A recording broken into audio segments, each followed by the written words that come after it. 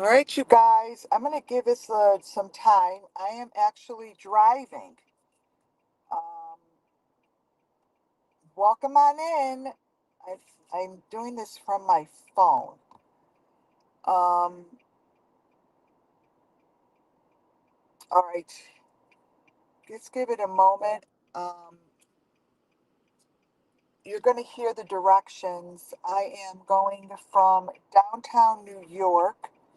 It says that I will arrive in an hour or so, and we will be at Rex's house to do my live channeling at the location. So hopefully I won't get lost. Let me see if I could see chat. I'm gonna want to see chat. All right, let's see what I got here.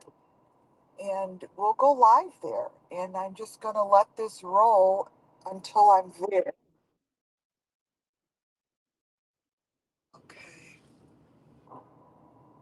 All right. So you'll see my directions are heading me there. And I'm about,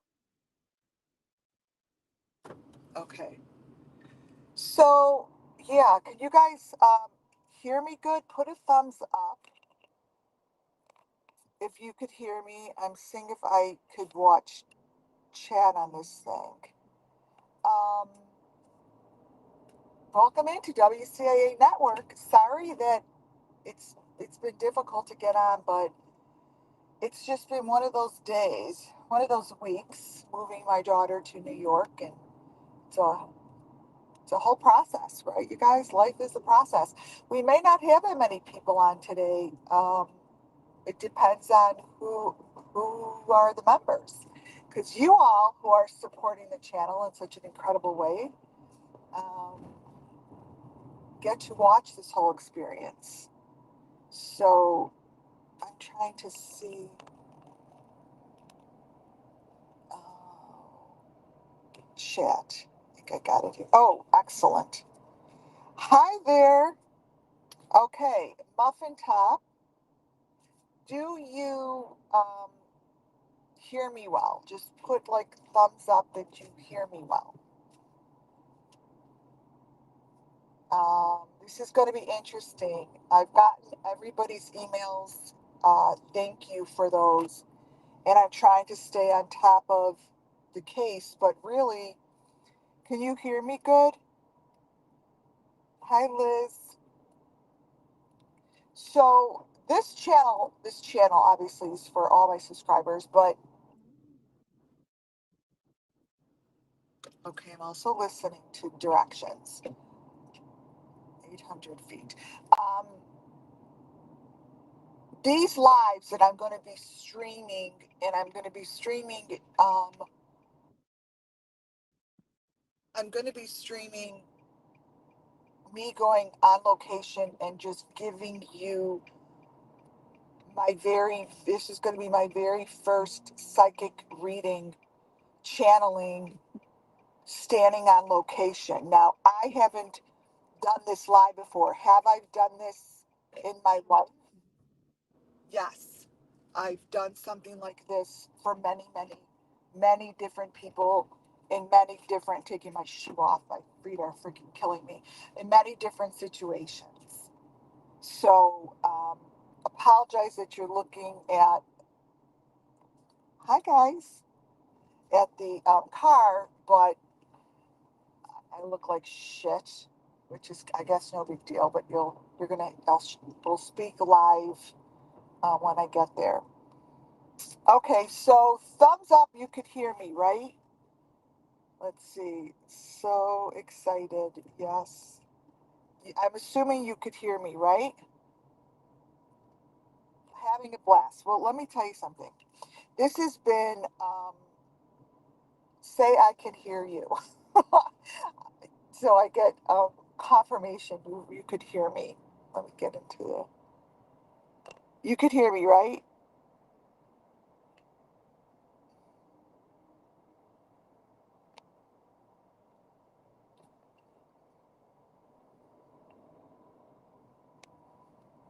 Oops, wait, what did I just push? What did I just push? Oh, loud and clear. Hi, guys. Hi. I look horrible. The next time I go on, I want to be prepared. Okay, so you hear me loud and clear, which is amazing. So let's talk while we're driving there. I've got a little bit to pay attention. So I came to New York because I moved my daughter here. So I actually just left her. It's actually very emotional. So I'm really happy that I am able to talk to you guys here um, while I process this whole thing. I would definitely recommend if anyone is moving any of their family members to New York, come here a couple weeks before and observe the areas before you move any of your loved ones into an area you don't know about, because that is what happened. Like we got into a situation and it was super bad. um yeah, it was super bad. So i am I would say it will tell me how far. You're gonna hear my Google map, what to do and where to go. I'm not quite sure I could switch this over. So 600 feet, turn left on Third Avenue. Um, WCIA network, everything I do and say here, you guys, falls under Section 107 of the Copyright Act 1976, right? Um, we're here to talk about how to bring justice to the children, how to bring their story to the surface so other people understand and see what's going on. When I bring in different cases like Rex's case, serial killer, um, it's because the spirit of 600 feet, right? This is fourth. What did it say? It said third. Okay, just concentrating. Okay. Um, it means that the spirits of this particular group, this particular serial killer, has is aligned with the spirits of Summer Moon Wells children. These are people that just get taken. They're victims that are taken and not seen again, and they're sacrificed. And Rex Heuermann, however you freaking pronounce his last name, I don't really care to have it out of my mouth, but um, had that in mind. He took these bodies and sacrificed them in a way that he thought was okay. And they've never really gotten justice. I binge watched um, documentaries, I watched his interviews, and it's the same thing over and over, you guys. And there's particular information that each one of these cases that I call Summer Moon Wells. Those are joining. I'm driving to Rex's house. Um, that I call Summer Moon Wells. They've all gone through the same situation, and they are being tortured, and they're being victimized, and they're being assaulted, and their story is not being told by any of those that are being arrested. Do you really think that Rex is going to be giving that kind of information? No, I don't. The information that everyone talks about is to me, I call it air. I call it just air. Like, why? Why spend your channel and your precious moments on your channel talking about air, not giving the children justice? Not giving the children justice by discussing the same thing. I mean, take Sebastian. What the fuck are they doing? What are they doing?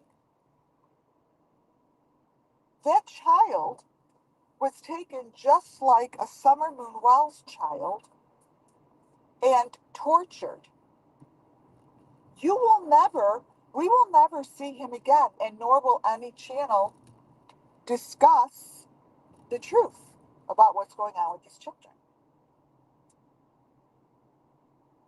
For some reason, which is very interesting, we have channels that are supporting, to me, they're supporting the villain. They're the villain. And they're taking a stance as a villain simply by not discussing justice for the children. Summer Moon Wells. What happened to you guys out there? What happened to you, Dolly Vision? What happened to all of you? All of you. When I first started this, on the people that were with me in the beginning and are with me now know that I started this the same time as many creators that jumped on board with Summer Moon Wells. Well, I jumped on board with Summer Moon Wells because Summer Moon Wells came to me spiritually and gave me all this information that I had to do something with. And I do truly believe that the other creators, I don't know what they're doing. I feel like that their channels are just being used as a deep fake. I feel like their channels are used as a deep fake, and everything that gets placed within their videos beneath the deep fake, and I call the deep fake whatever they have on top discussing,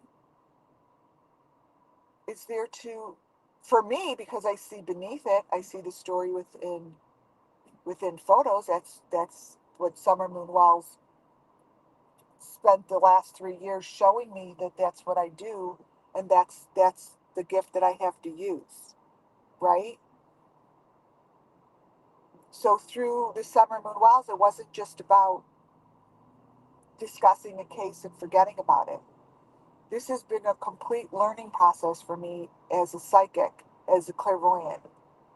I never knew it would bring my journey this way. I had no freaking idea. I didn't know until I knew, right? You don't know until it's in front of you. I always would say, you really don't see anything, you guys, until you see it. And I know that that sounds like a funky thing to say, like, you're not going to see anything until you see it. You're not going to acknowledge anything until you acknowledge it. There's certain things that um, are so important to see. They're like important things, important lessons that you're going to see within a moment, that you're going to be like, those are aha moments. Like, it's not like, oh, aha moment. It's like, it's always been there. It's always been there, but you've never seen it until you see it. So in my journey of life, this has always been there. My whole life, this whole even experience coming to New York and moving my daughter here, this whole entire experience, I was so honed into true self. If I wasn't, I think that we would have had complete breakdowns. of what just happened here. Um, but I looked at her and like, she cried a few times. It was very difficult. We had to leave one place that she signed a lease, and it was really difficult. And I looked at her and I'm like, this is actually what I talk about on my WCAA network with my WCAA network family. I don't just talk about cases, I also talk about life, really, and how life is all it is. It's what you see. And I said to her, this must be just a part of what you need to experience in order to be a better person, be a better worker, and be better at whatever is in front of you. This is something you need to experience, and you won't know why. You're not going to understand why until that moment is shown to you. And it's the same thing as this channel. Psychic information, I believe everyone has it. And I believe that every day, God, Jesus, whatever you want to call, um, gives you moments and gives you gifts of information. And it's like gifts of information that may hurt, it may be sad, it may be happy. It's not always God or Jesus gives you gifts of information that are so, oh, that's so awesome. Thank you for that gift of information. No, that's not, no, it's not. Sometimes it hurts really deep in and it's confusing, but you have to sit back and just give it, give it a moment to show itself. And that's what I had to say to my child again. She knows that's how I raise my kids. I say a very funny thing all the time, you know, let Jesus take the wheel. And that's not like that same, but I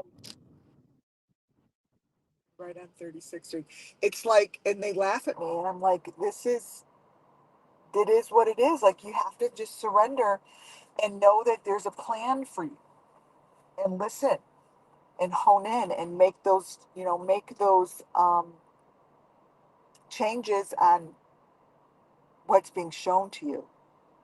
Don't, don't jump into freaking out. Don't jump into drama.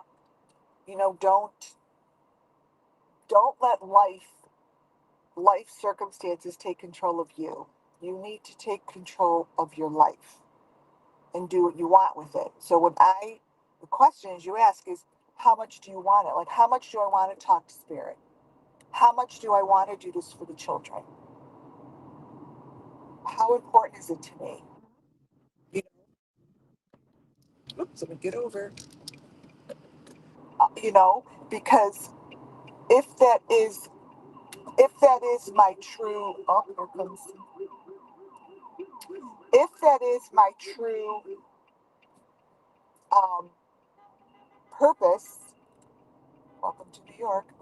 If that is my true purpose, 36th Street, no, um, then I have to almost like embrace certain things that other people don't embrace.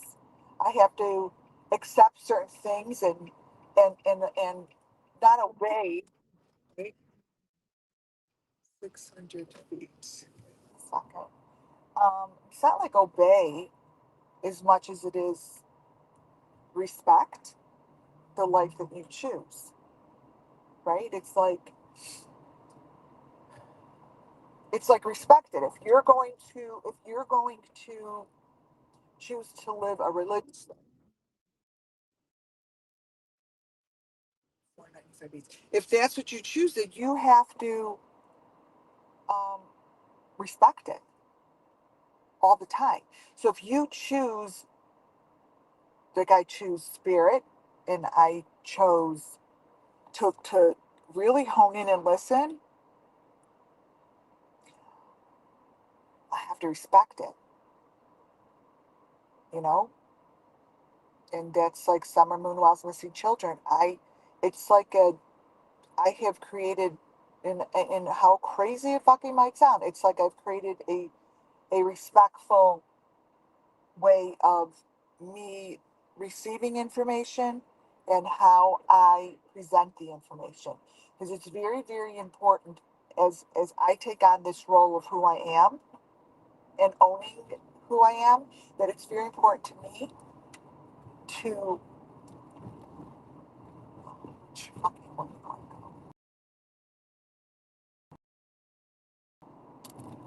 you know what? And then if you get out of the wrong lane in New York, they just want to like friggin' run you over into the side of the road.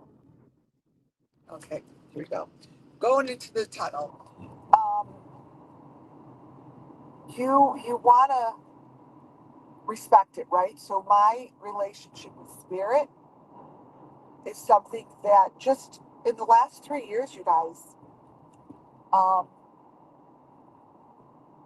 I've owned really, really, like I really had to make a life change, like in the way that I look at things and the way that I speak and the way that I balance myself is really changed throughout these years with Summer Wells. It's it's calmed me down as a person. It's put me in a space that is so real and so correct. I hope I don't lose uh, service in this 5 mile tunnel. Nope, we're still on, right? Yeah, we're still on. Um, that it is. It's a choice, and I use it. I use it. I even used it today.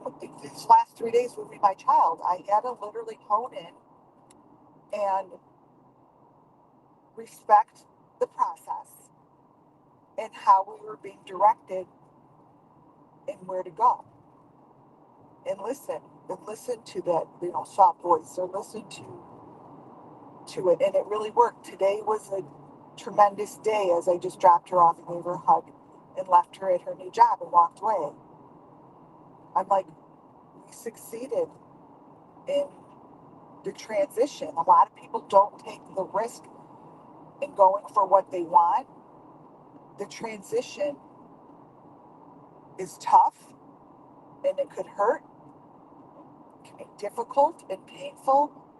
But like I say, no pain, no gain, baby. If you don't go through any of those feelings, then I don't believe that the lesson is that deep. Like it's like that you didn't go deep enough for a shift. In order to shift, it's supposed to be painful, you guys. You cannot change your life without the pain. I don't believe you can. Now, obviously, this is just all of my philosophy, right? It's just my philosophy. I don't know if I'm fucking right or wrong. I don't know. Oh, that wasn't such a long bridge. Now where I go, Google. Um, I just believe that no pain, no gain. The harder the lesson, the more you shift. The more you allow it to hurt, the more you shift. I don't see how you could you could make a shift without it. I just don't. That's obviously all me and what I believe to be true. You know, it's everyone has a different philosophy. They do, and people could go through horrible, horrible pain. Like you hear those. I'm talking as I'm driving to Rex's house, by the way, you guys. So all those that are, all those that are going to be joining us. I'm on 278 driving over to Rex's house.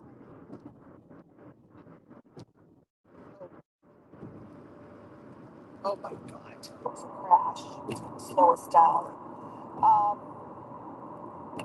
some people could go through the pain, like, oh my God, this person went through cancer and they went through, like, I've had a child. She went through Hodgkin's lymphoma. We went through the whole entire thing. It was horrific. And it changed our lives. But it's funny, when it changes your life, the people around you, I don't know. guys. I hope I'm sticking the right one. Wait, you guys. Let's see. Um, you change, and then they notice something different, but they don't want you to change. They expect you to be in the same position, so they try to keep you back to who you were. They know people around you. You'll notice they don't want you to shift. It doesn't serve them very well. It doesn't serve them for you to change. They like you to stay the way you are. You know, oh, you're the party animal. Oh, you're this, you're that. Well, no, I'm not. No, I don't. No, I'm not.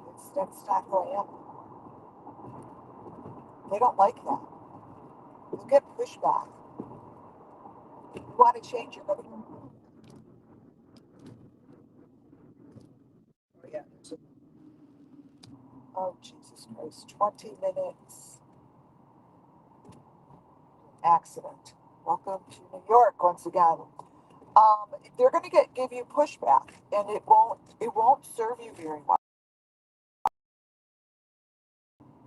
Um, you've got to set yourself in a position that you're surrounded by your tribal environment. You want to be surrounded by your tribal environment, and you need to surrender to it and notice how the people around you truly want you to stay the same. And they're going to pull you back and not recognize you and try to pull you back into those situations that don't serve you. And that is the part that is very difficult. And those are called gifts from God. That friend of yours that wants you to stay the same, that doesn't want to go out with you or see you anymore because you don't drink anymore, and they don't want to, and they stop calling you because you chose a sober life, fuck them. Fuck them. That's what I say. Then they were never your friend to begin with because you're a better person living that sober life. And because you're living that life, they don't like you to live that life because you're only a mere image to who they are. You look at people as it's a mere image, right? And it hurts other people to see someone else live their life. Like I said to my daughter, this was a big move for her. Big, big, big, big, big, big. She's gone through over a year. It was hard. It's a whole fucking thing from the shooting. So she's raised above it, and it took it took a couple of years, going on 3 years, and she rose above it. And I said to her, everything that you are going to be confronted with,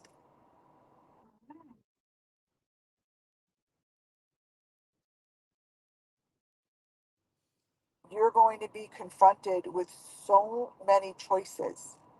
And as I said it before, just stay focused, stay true to yourself, and listen. Pivot around you and look at your options. Look at your, oh, here's this car, nice accident. Look at your options. He hit the fucking wall, you guys. Like literally hit the wall. There's no other car involved. Um, look around you. If you could teach it's not like I'm a little fucking preacher here, but um, I have time to kill, right? And these are my favorite conversations, listening to myself talk. um, if you could teach your kids to pivot, meaning like if they're standing and looking in one direction, don't let them know that the answers might be behind them or to the side of them. It doesn't always have to be right in front of them, waiting for them to attack. The answer might be pivot. I mean, that's why you take yoga, right? I take yoga at my age, 58, um, because you pivot. You learn how to pivot in yoga.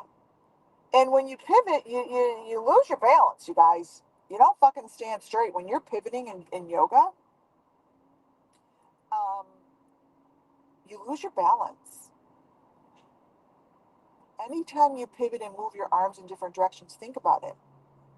You don't, you got to learn and hone into your center to stand straight and to not fall. But let me tell you something, everybody falls when they're learning to pivot. Nobody in those yoga classes, when they're learning to pivot, especially when I first went there, I had no balance, zero. It's very interesting how you put yoga to the way life is processed. It's very interesting, I think. But sometimes the answers are not right in front of us. And I think that, those life lessons are the biggest, especially when you really don't know what to do and you don't know where to go and you have no fucking idea what you're doing. In the moment, you don't know. In the moment, you don't know. Those moments don't last forever. And that's when I say to the kids, like, swim in your shit for a little bit. Swim in it. Stay in it. Don't look away and don't have an answer right now. The answer is not clear, so don't make up an answer. Don't go making an answer up because you're uncomfortable in your shit. You know?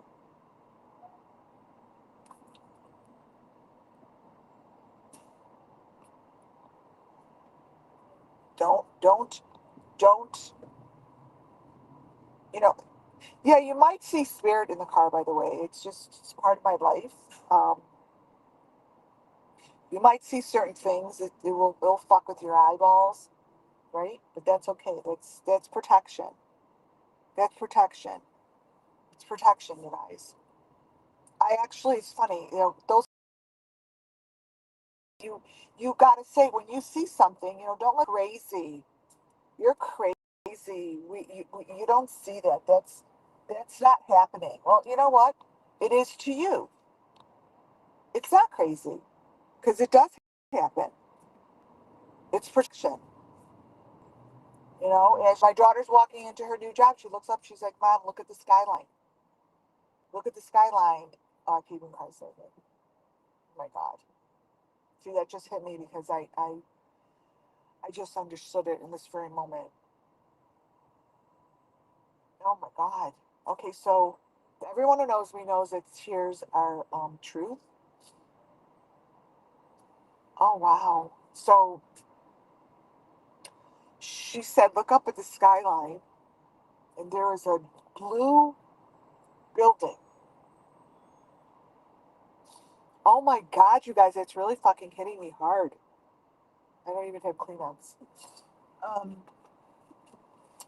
there's a blue building, and she's like, look how it's like oh my God, as I'm going to say it, I know the spiritual message right now. Like, you guys, this shit just happened like within minutes. Like, I got her back to I got her to a new job and left her there and got in the car and called and got online because I knew it was so late. Um, she's like, look at the skyline.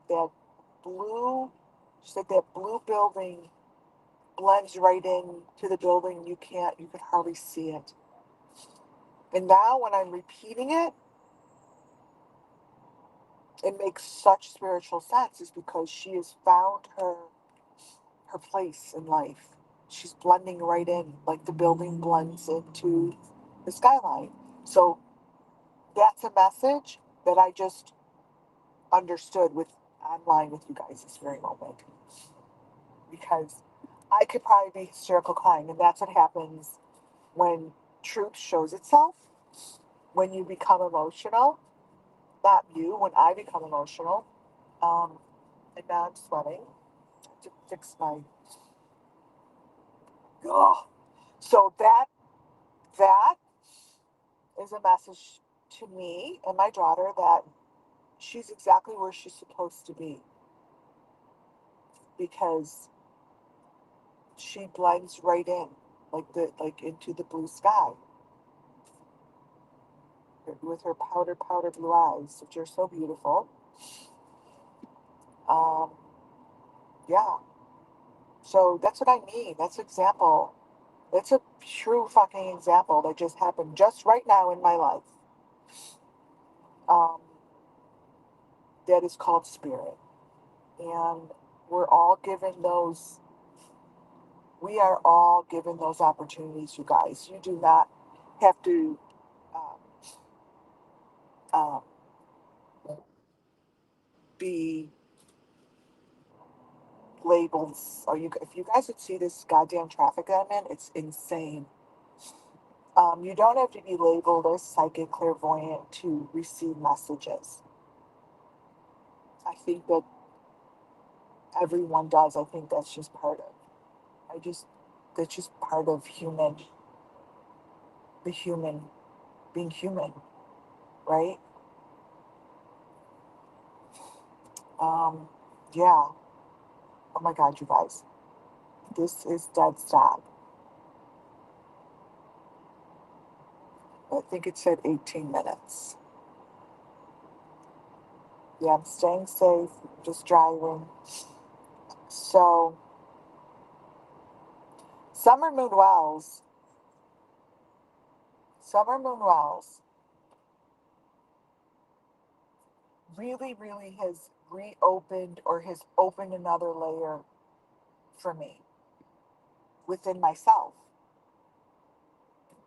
And I'm really, really excited to get to Rex's location because I want to, it's going to be my first time going live, right? At, with you guys at a crime scene where there's human remains. I know there's human remains there. For sure. For sure. I could tell you that. Because if there were no human remains, I wouldn't be pulled to go there.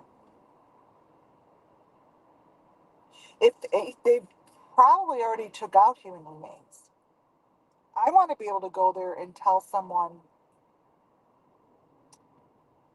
to go get the piping. I want to tell someone there, are you are you the ones that are doing forensics? You need to pull apart the refrigerator and take the pieces out of the refrigerator. Take the plumbing out of the refrigerator. You need to test inside the plumbing, in the plumbing, in the pipes, not on the outside of the pipes, in the pipes, right? In the pipes.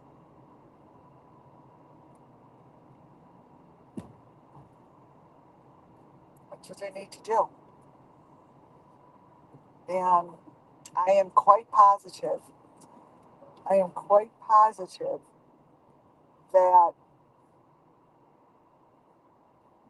refrigerators, freezers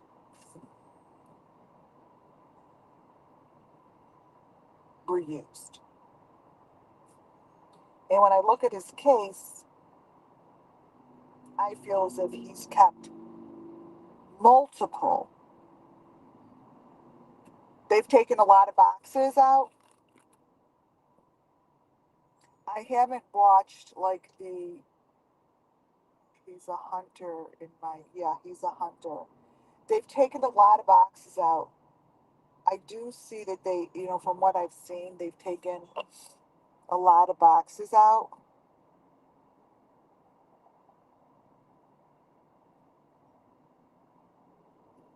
He put on an addition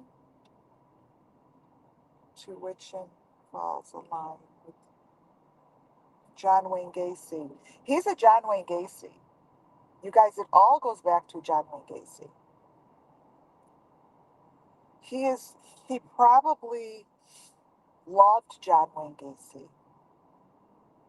John Wayne Gacy, John Wayne Gacy, I got to go back to, I have the whole entire report. I was able to download it and I never worked through it. I remember I said to you guys I was going to walk you guys through the pages and I didn't because I got distracted. But John Wayne Gacy's case, um, follows a lot of the patterns that I'm following. Now, can I say that it's with all of the cases? No, no. But there's John Wayne Gacy had a piece of him that followed the cult. A piece of him, like he had a piece of his processes. That makes sense. Like when I'm talking about it, I see him placing the body parts in a particular way that resembles Summerman Wells cases, that resembles the cults that do this, that resembles um, Rex, that resembles all of this. John Wayne Gacy, I feel,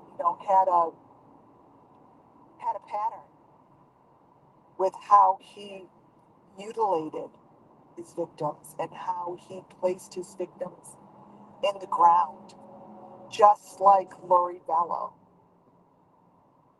Lori Vallow, for me, would be incredible. That would be Lori Vallow would, for me, be an insane, amazing interview. Lori Vallow, I would love to interview. I feel like her eyes would tell me so much. Like what's this tape up here? As I would interview someone like that, her eyes would tell all, you know?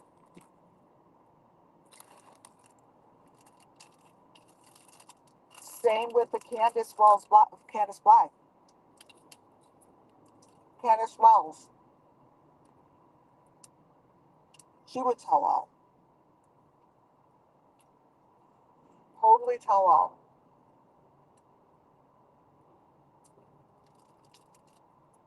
Eating a bar, I haven't eaten. Well, I'm going to keep you guys on till I get there.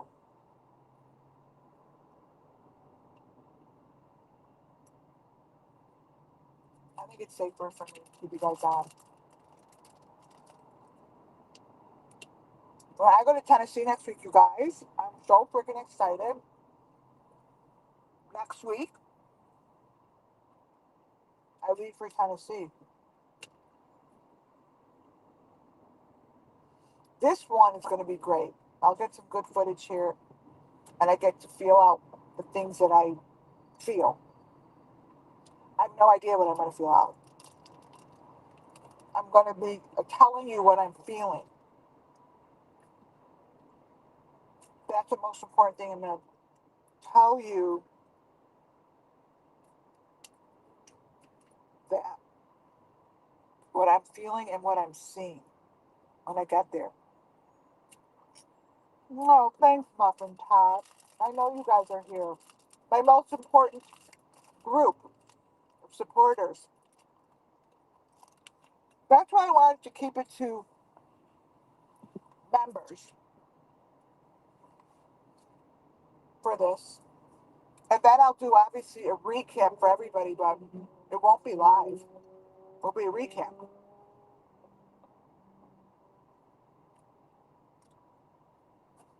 You guys have been with me. And there are some subscribers that couldn't join as a member. I understand that. That's okay. You're just going to have to see a recap.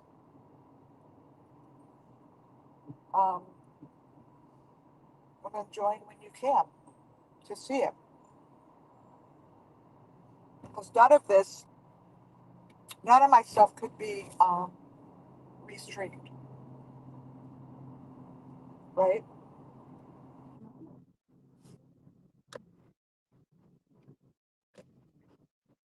Oh, oh, oh, oh. 600 feet. Exit 19.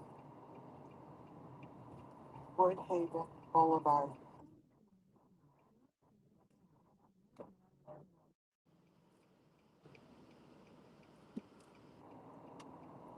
Okay. Wait 1 second.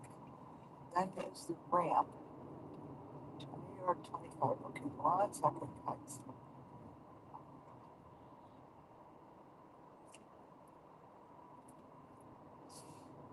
We think Chicago's bad. This is insane. I'm not a New York person. Like, I'm not. Like, I might be, I'm not even a Chicago person. Seriously. I could go live on a small little piece of property on a farm easily. Very solo. Okay, what did it say? Go off here. And I said, oh, you guys, I can tell you one thing. We're going to be stopping to get a big old Diet Coke from McDonald's somewhere.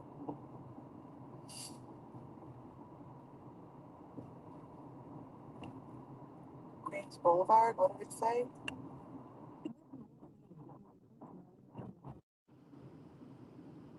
Left lane.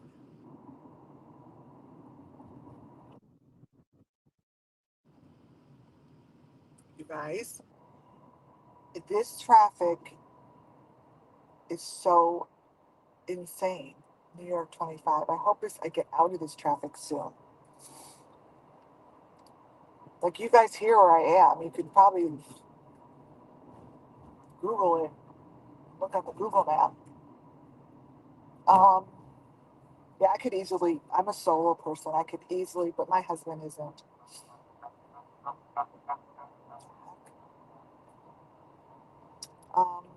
I could easily live solo. Yeah, there's like an accident somewhere, so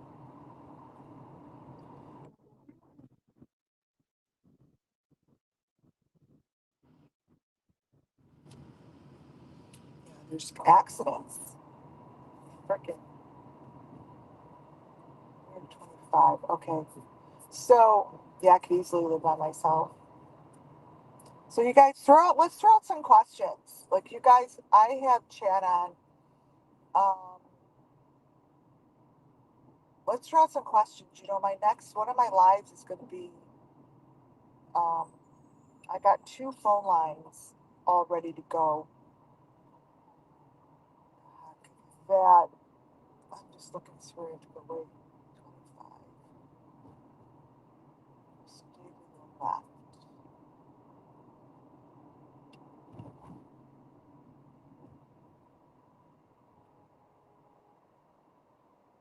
Right? Oh, Queens Boulevard 25. Okay. That's what it said.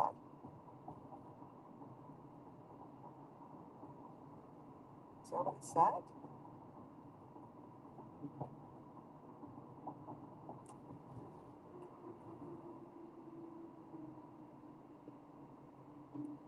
Sure hope so.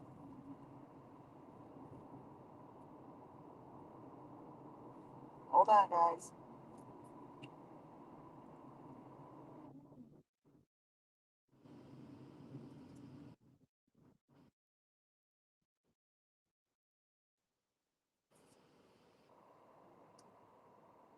Heck.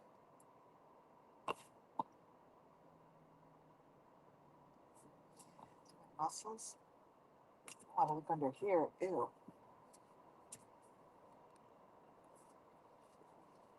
What the heck? All right, give me a moment here.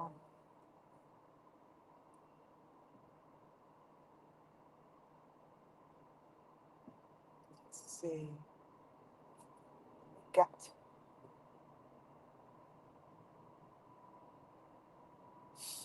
I'm just concentrating. 1 minute, you guys.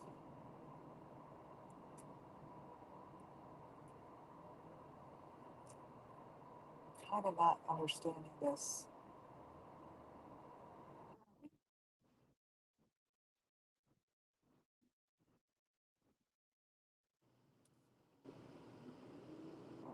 East. On island. 1 minute. Uh, that's west.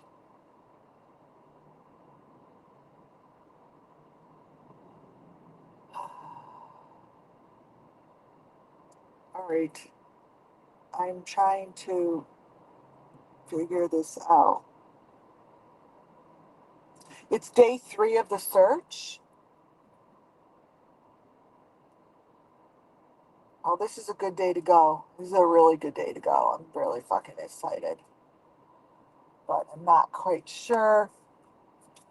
I need to get out of this traffic to get there. I mean, really, it says it's an hour and a half drive, but it's only was 36 miles from where I was. Slight left, I-95 East, Long Island. East. All right, guys, let me see if this is it. Right turns, I'll know. So I really don't see the sign.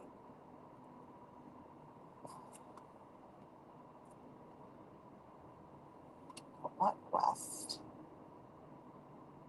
Slight left.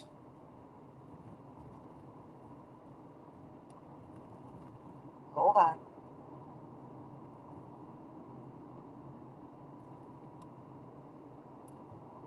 Hold on.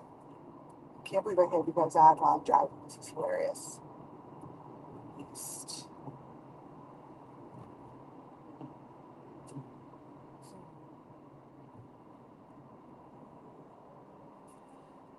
Oh.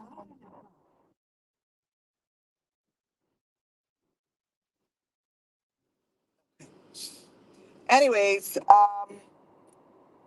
for those that are just joining us, I've got my navigation on to get us to Rex's house. And that's what I'm doing. And it's really shitty driving because I'm coming from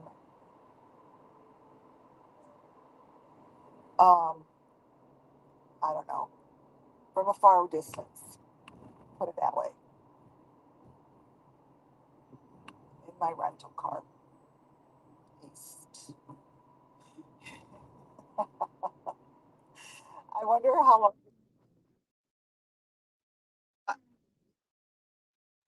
I wonder how long it's going to take me to get from here back to the airport. That's going to be the funny thing is if I make my flight back home. Go, guy. Um, that will be interesting. Oh, it actually says that JFK is this way. Maybe I'm going in this. It says, oh, LaGuardia, yeah, is this way. So,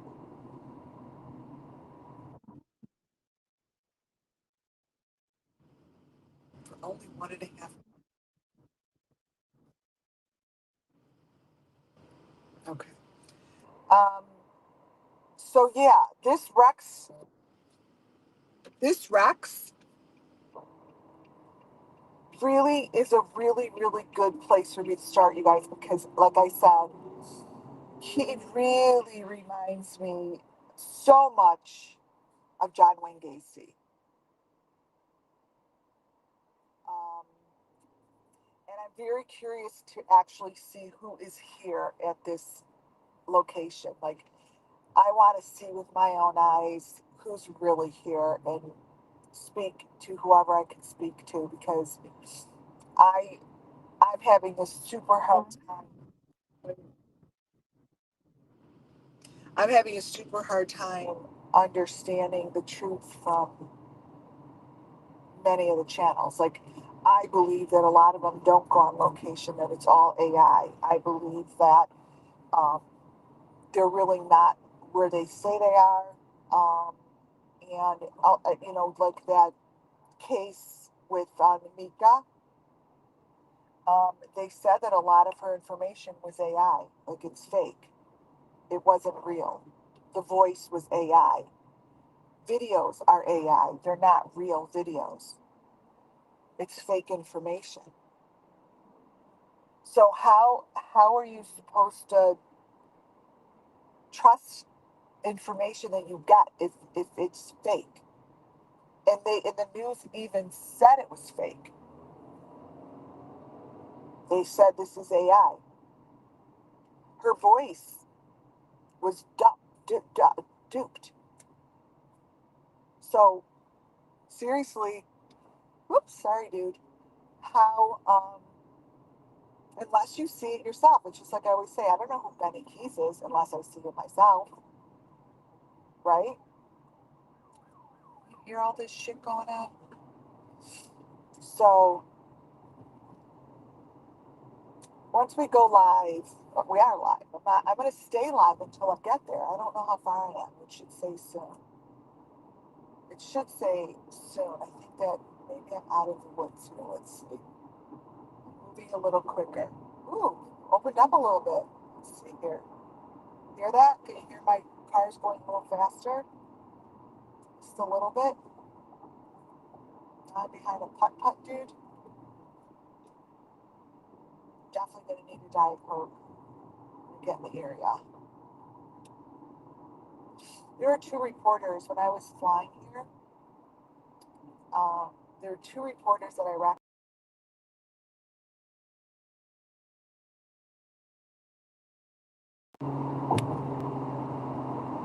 I wonder if they're coming to do live for the Rex story. But the truth of the matter is, I don't think it's as popular. I don't think it's as popular as it is in Chicago as it is here because it's not on the news anywhere. It just isn't. It's like nowhere. Okay, slide. All right, now let's see where my Google Maps tells me to go. Let's see. Come on, speak to me. Oh, 23 Main Street. I think that's where I took it off. Wait, come on, move it.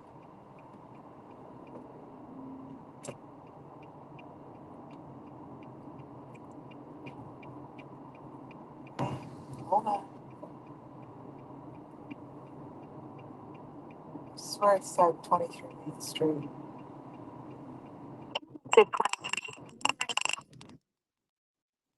Okay. Um, how far I am. Let's see. I wonder. It's 1:30. All right, so let me get onto the expressway. Here you go, guy. Let him in. Let him in. You know, it's so funny. I wonder, has anyone heard um, where Benny is gone?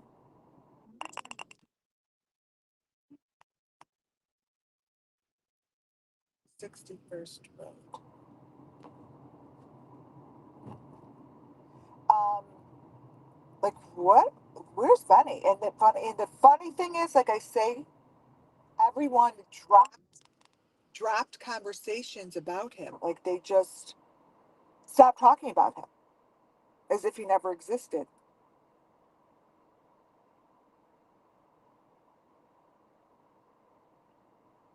Like he never existed. Like what's up with that? Right? Seriously, like what's up with that? You guys, I have my WCIA t-shirt I'm going to be putting on when I get there. So if anyone is there that's listening, is on location, you'll see me. Come introduce yourself. I will have my t-shirt on so you know that's me. Um, I'd love to interview anyone that is there. You're back. Oh, here's the accident. Wow. Another one, of course. Um, come say hi to me. Got the little white t-shirt in my bag back there. It's very cute. Oh my god. Stay straight. Who else is here? Anyone? Anyone else have any questions?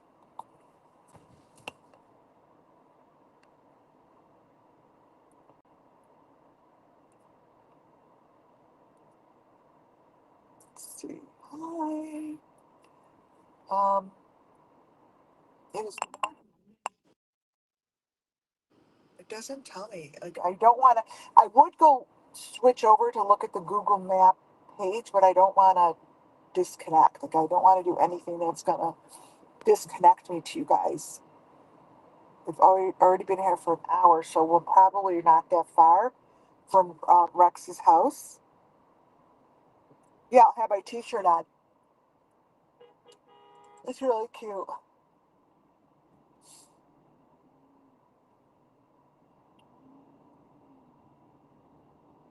Straight.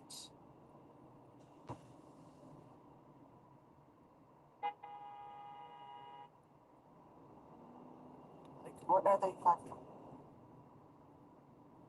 doing? Going nowhere, dude. Oh, they're in front of me. Um, are there any other YouTube creators on location at Rex's place? Are there any other YouTube creators? Does anyone know? I don't think so. My question wasn't Summer Moon, but I wanted to see her purse. What purse? Oh, my purse? My knockoff? That's a fake. That's a fake bag. Any bags that you see in mine are not real. They're copies. I'll show it to you when I get off. But they're copies. You know, because I used to go to China like 5 times a year, right? So my stuff is not real. I would never spend money on a bag like that. It's money or no money. I would never do it. It's a waste of fucking money. But that is a fake bag. I remember when someone broke into my car and stole my wallet. I'm like, well, it's not real. So, and you're not gonna get far with my credit card. So, have fun with that. It's basically it. Come on. Um, yeah, the bag's really cool. It has patches on it. I don't even know if they ever sold something like that. See, right? It's fake. I love it. I've had it for many, many, many years, and it wore just like a real one. But I picked it myself in Shenzhen, so I was able to get a really good one. LOL. Oh, that's very funny. So check to see if there are other creators here. You know how they just pop up. You know how like JLR says, "Oh, I'm here on location." Well, I'd love to see that. Really, I'd love to see if you're really here. Basically, that'd be kind of funny. It'd be amazing. But let's see what this tells us now. Um, it's a sharp bag from what I can see. Yeah, it wore really well. I use it for all my travels. That's where my computer goes in, right? You guys, the coolest thing happened to us last week. I'm gonna tell you about spirit, how spirit communicates. Um,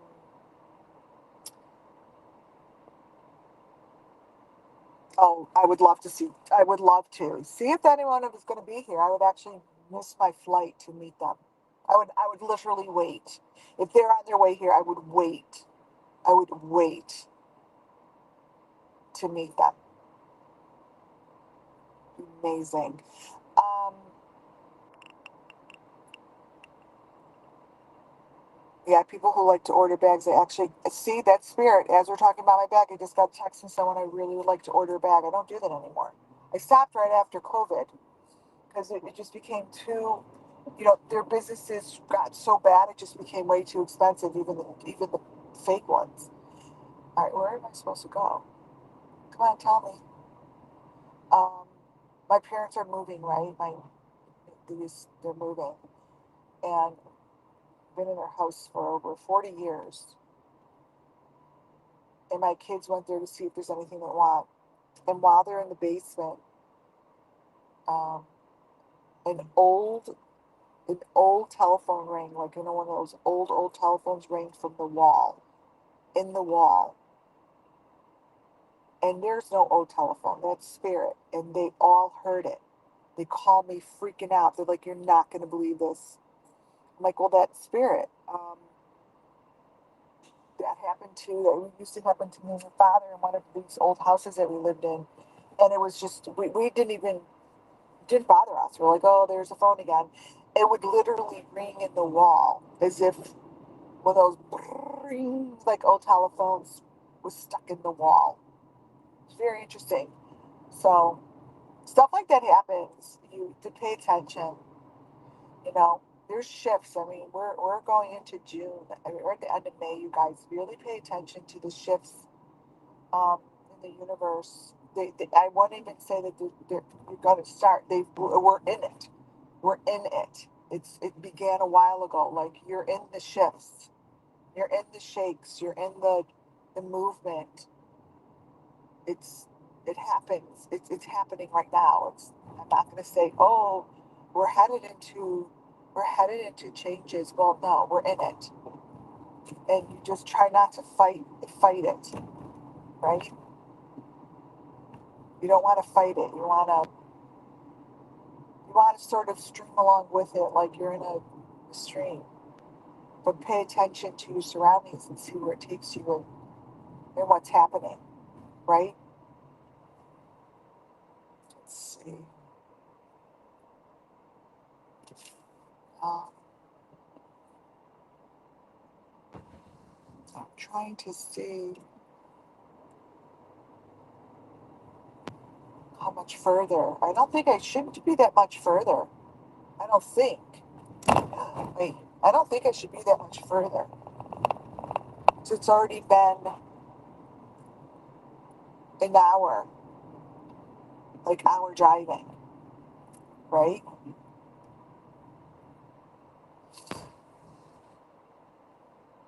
Um,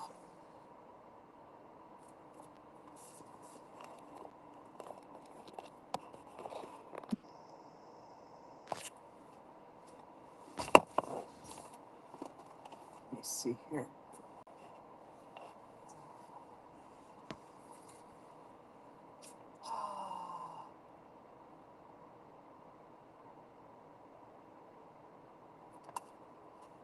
Let's see. I'm trying to wait to see if it tells me where to go.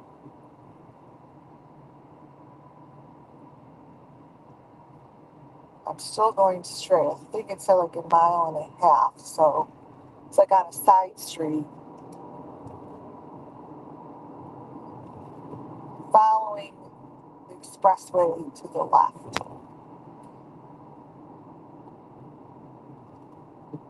It's not that bad. Like, the traffic sucks, but I'm dealing with it. I've got you guys with me. So that's really good.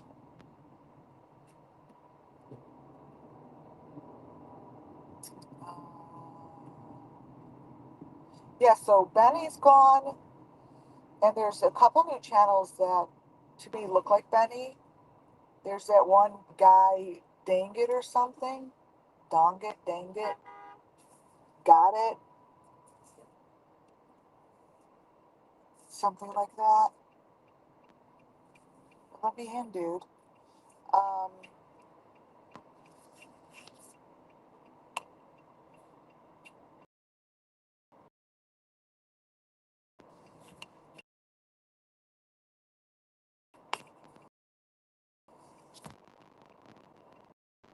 oops, connection.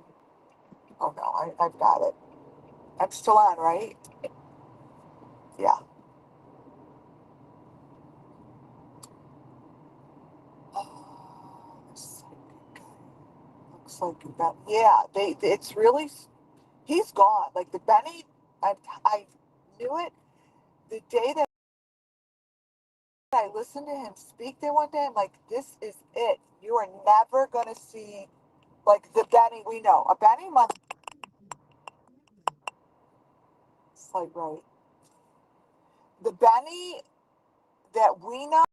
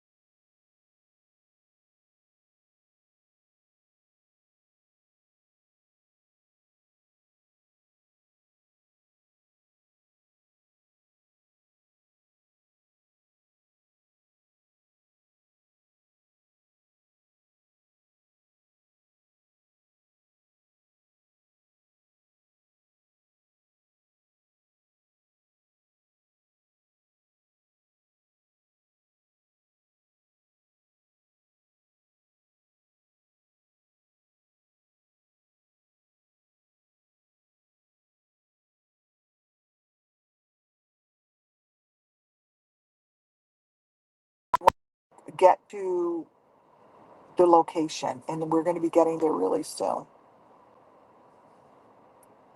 Dango. Yeah. Who's that? It's a guy that all he talks about is creepy things about Benny. He popped up. 176. So funny, my short-term memory, when they tell me where to turn, I forget. I'm doing pretty good considering I'm live and driving at the same time. Gives you guys time to get on, for those who want to listen. I should be there soon, you guys. I should be there soon. I think I've got my bag back here. Oh, I do. I'll put my t-shirt on when I get there. WCIA Network t-shirt. I don't have a hat, so I can't block the sun. I have sunglasses on. My glasses turn dark.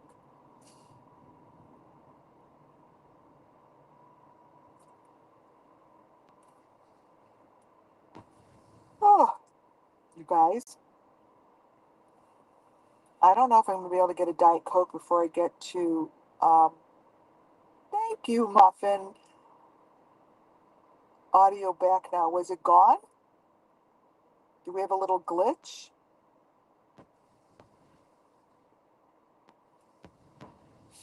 Did the audio go away?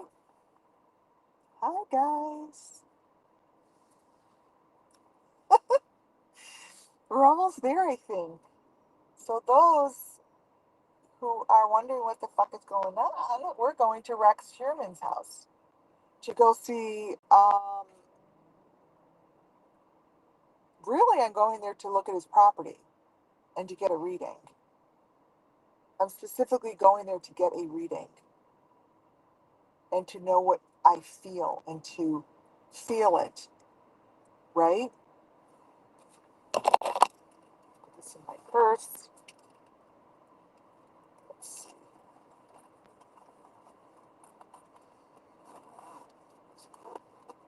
Yeah. This way. Ooh, I do. Look what I have. You guys love these? I have a little licorice. Let's see. Hold on.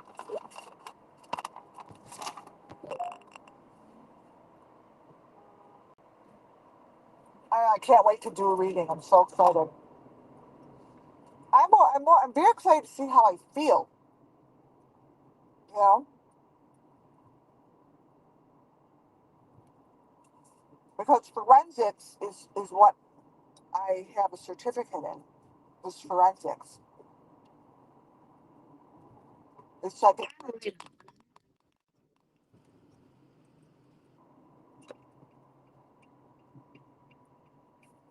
that's what I have my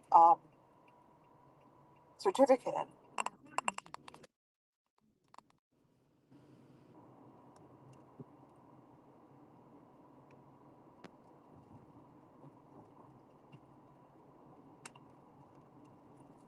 So looking very close.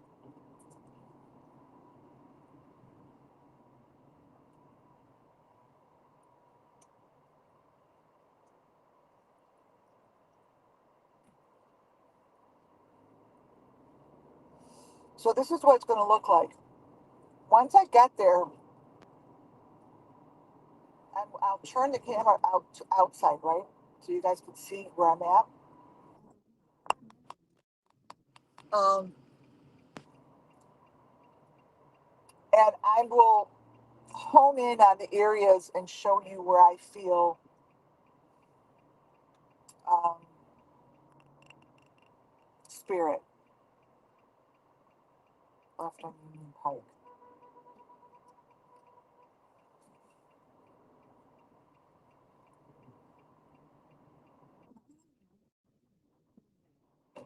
And and I will see what I see. I don't know what I'm going to see. I don't know what I'm going to smell. I don't know what's going to happen. But in the past, when I see gook, like it looks like clear gook, that would be like remains of something would be on that spot. Like if I'd make a great team with someone who's looking for forensics, someone who's looking for something that's beneath the ground. Because we'll see if it happens today. I don't know if it's going to happen today, but in the past, when I see these things, it looks like gook, and it looks like sticky, like slime, but the slime is clear, right? And I'm going to wait to see if that's what I see. I might not. And I would like to, I don't know how close we're going to be able to get to the actual house. I don't know how it's blocked off. I don't know if they're still digging today. I don't know. I tried to look up this morning, but I didn't see anything. I couldn't tell if they had anything going on. But today would have been the fourth day. I know for the last 3 days, yesterday was storming though. The weather was really bad. Storming, so windy, it was difficult. So, similar to the mesh, but clear.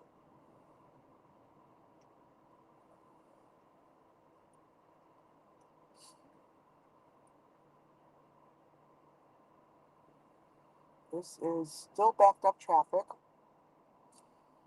I said I'm going to be on here for a couple miles, but I think I'm pretty close. I think I got the hardest part of the drive out of the way.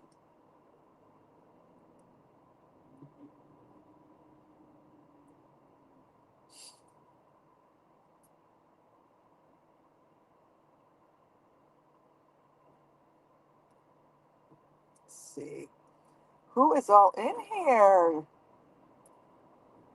This is so exciting. Welcome in, members. For those that are on, thank you for becoming a member, right?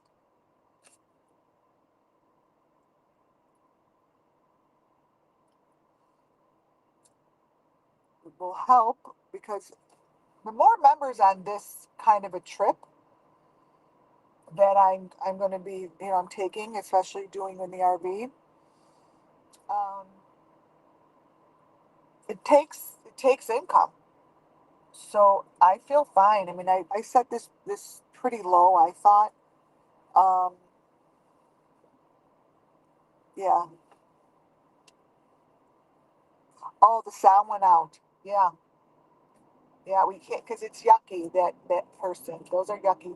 Wants us to stay focused on Rex. And that's what I'm doing. I'm staying focused on Rex.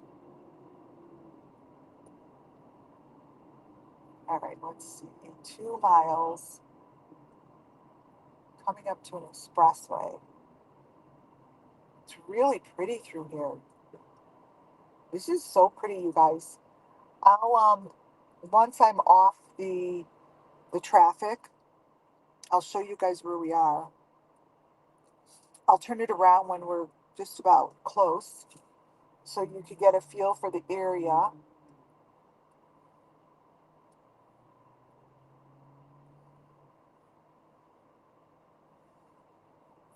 Let's see.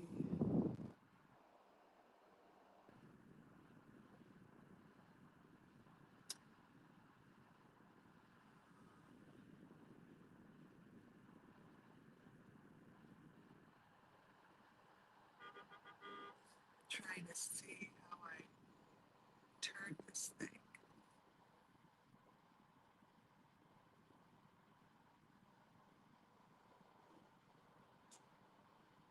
Oh, hi, Boston. Thank you for that super sticker. Amazing. Thank you. Thank you. We're getting close. I really need to see if I could flip this around. I'm looking. I'm going to want to flip this. Clear view. Oh, we are, we are good. Okay, I think I'll figure out when I get there. Let's see. I want to flip this around soon so I could have you guys looking at the streets.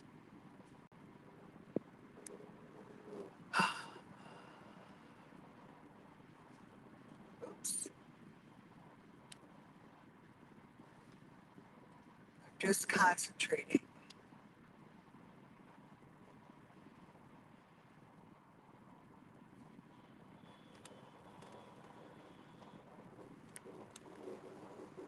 I'm just watching the road, you guys. I'm watching the road because this is construction.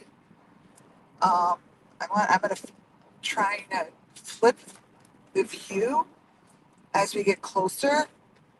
Um,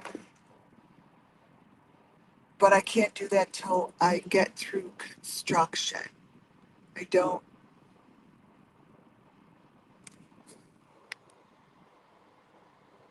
overlay.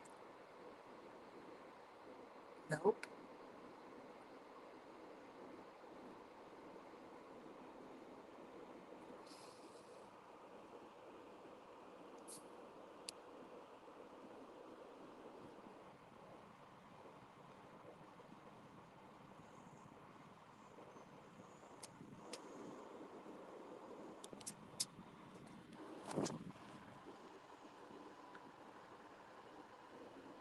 Nope. All right, I gotta turn this thing. Hold tight.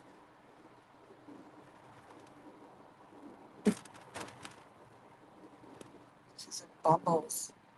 To me, it's bubbles.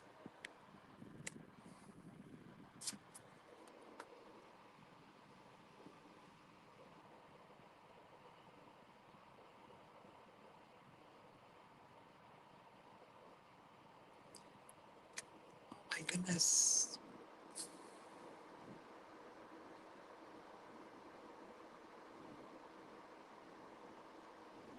I'm trying to flip it.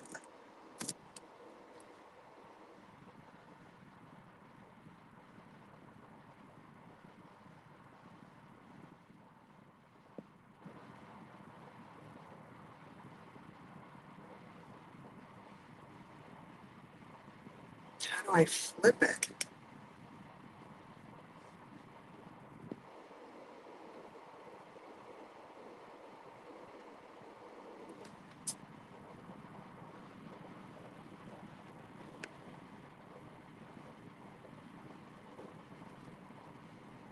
We're getting there.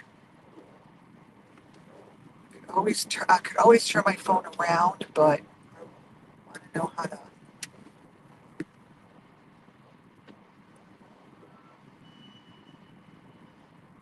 Thank you, super sticker. Woohoo. Music, people,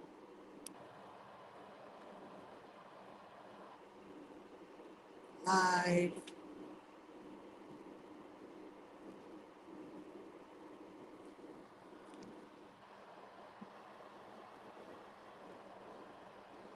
Not that.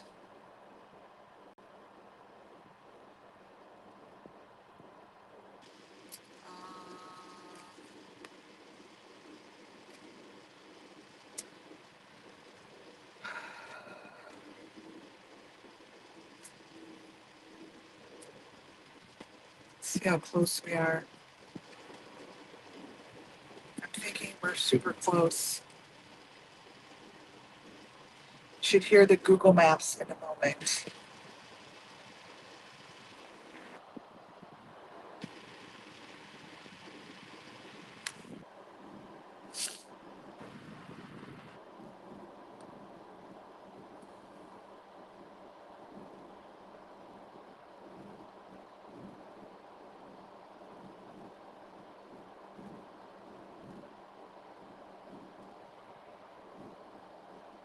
No.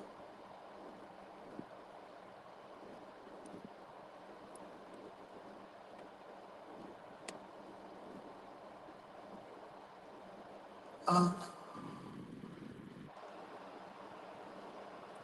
overlay. You don't want overlay. I'm just going to have to turn my camera, is what I'll do, to the other side. All right, let's listen for Google Maps and see how close we are. Should be saying, it should be speaking to us in a moment.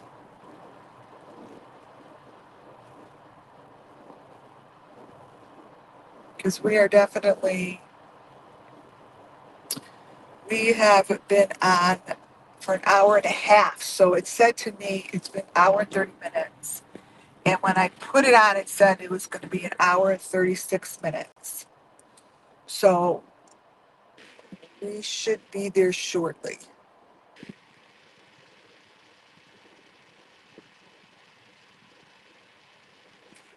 I'm going to flip this thing.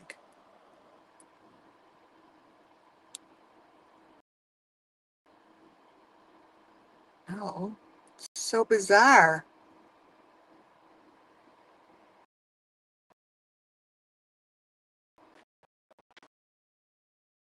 Size.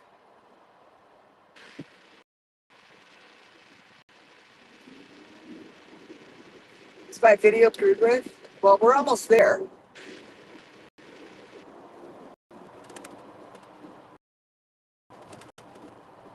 Definitely almost.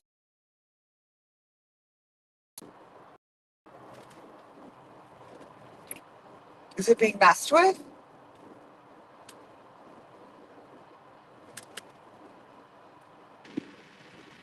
Springfield.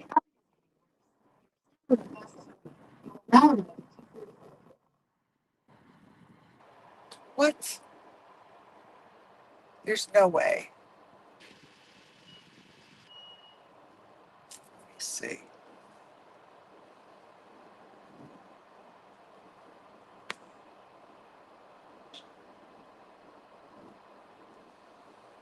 There's no way.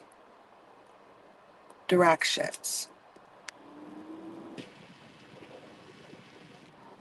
I have another 45 minutes. It's going to be hilarious. I have 24 miles to go.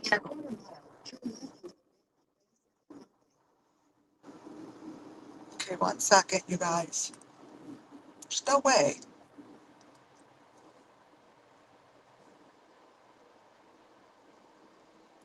24 miles to go.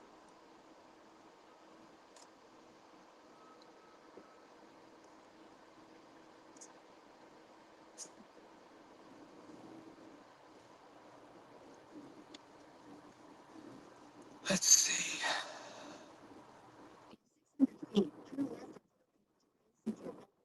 All right, let me see.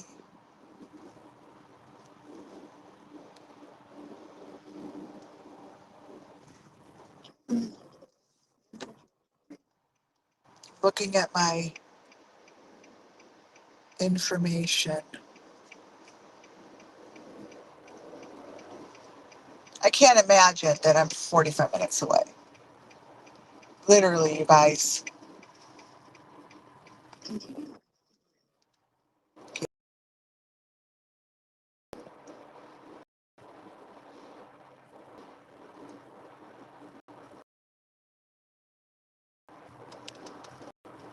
Give me a minute. Just trying to figure out why this is so freaking off.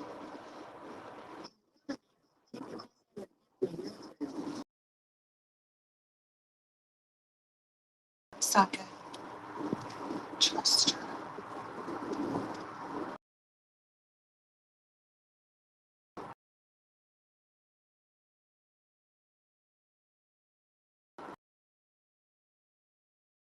Take the ramp.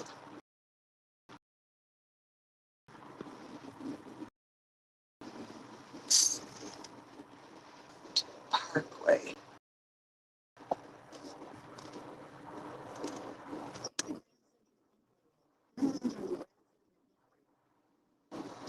All right, hold on, you guys.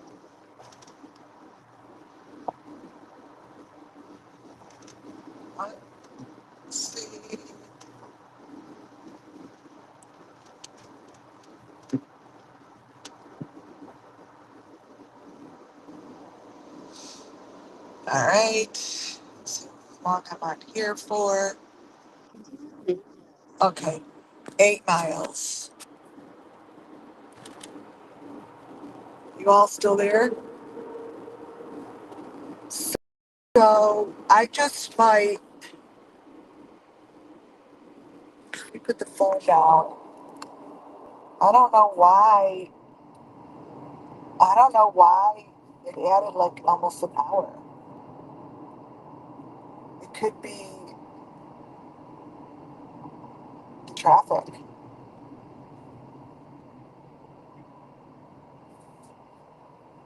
This traffic is really, really bad. I mean, it is a Friday, I guess. I'm gonna let this. Okay, so Muffin Top, I'm gonna have you keep putting on. I should probably see if I can put an overlay on that says headed to Rex Sherman's house. Because it looks like we have at least a half hour before I flip the phone over.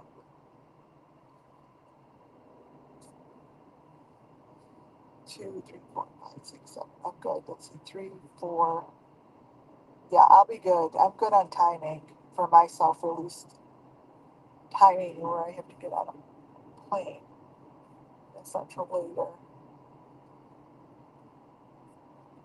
I wish you weren't just looking at my phone. I mean, my bag.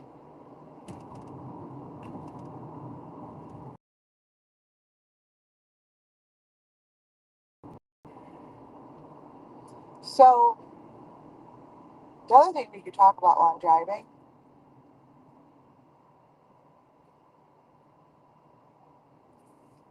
right,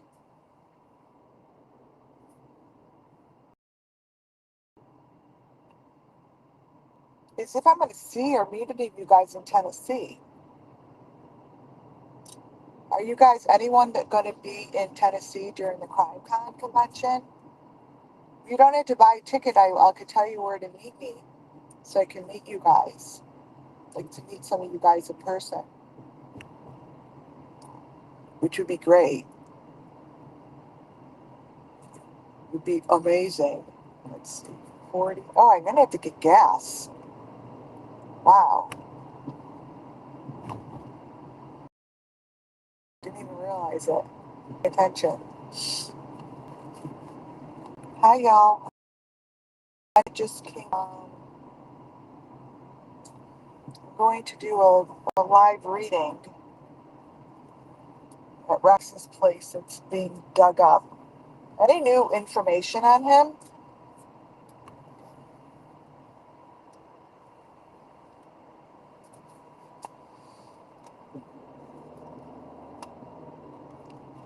Get another licorice. I'm going to need to get gas and a Diet Coke.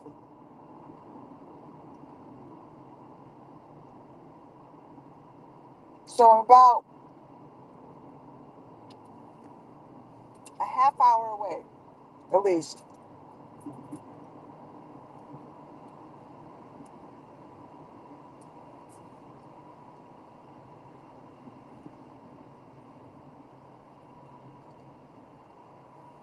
About a half hour away. Whoops.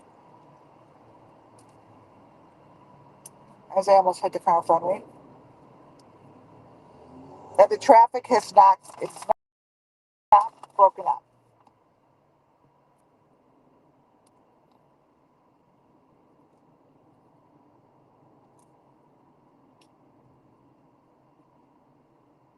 Wait a minute. It's Memorial Day weekend. It's Memorial Day weekend.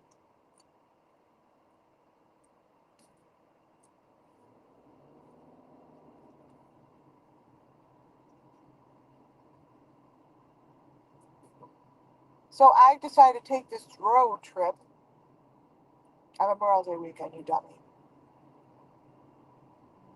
But I guess we don't have control of when they decide to dig on someone's property, right? So let's listen to.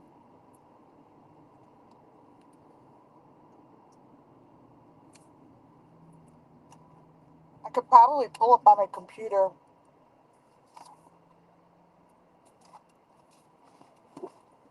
Let's see.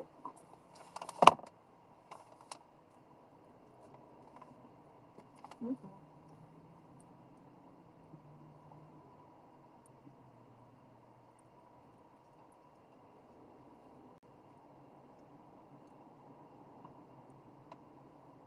Okay, let's see.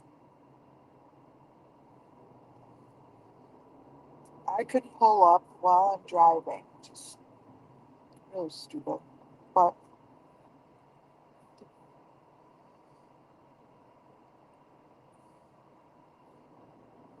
so those who don't know much about this um, case, I could pull up a little thing for you guys to listen to.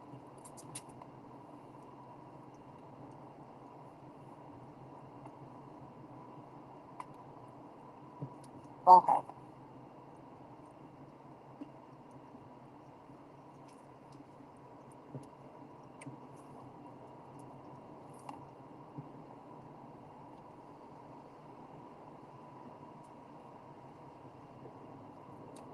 All right, let's see here. I'm going to pull up the documentary.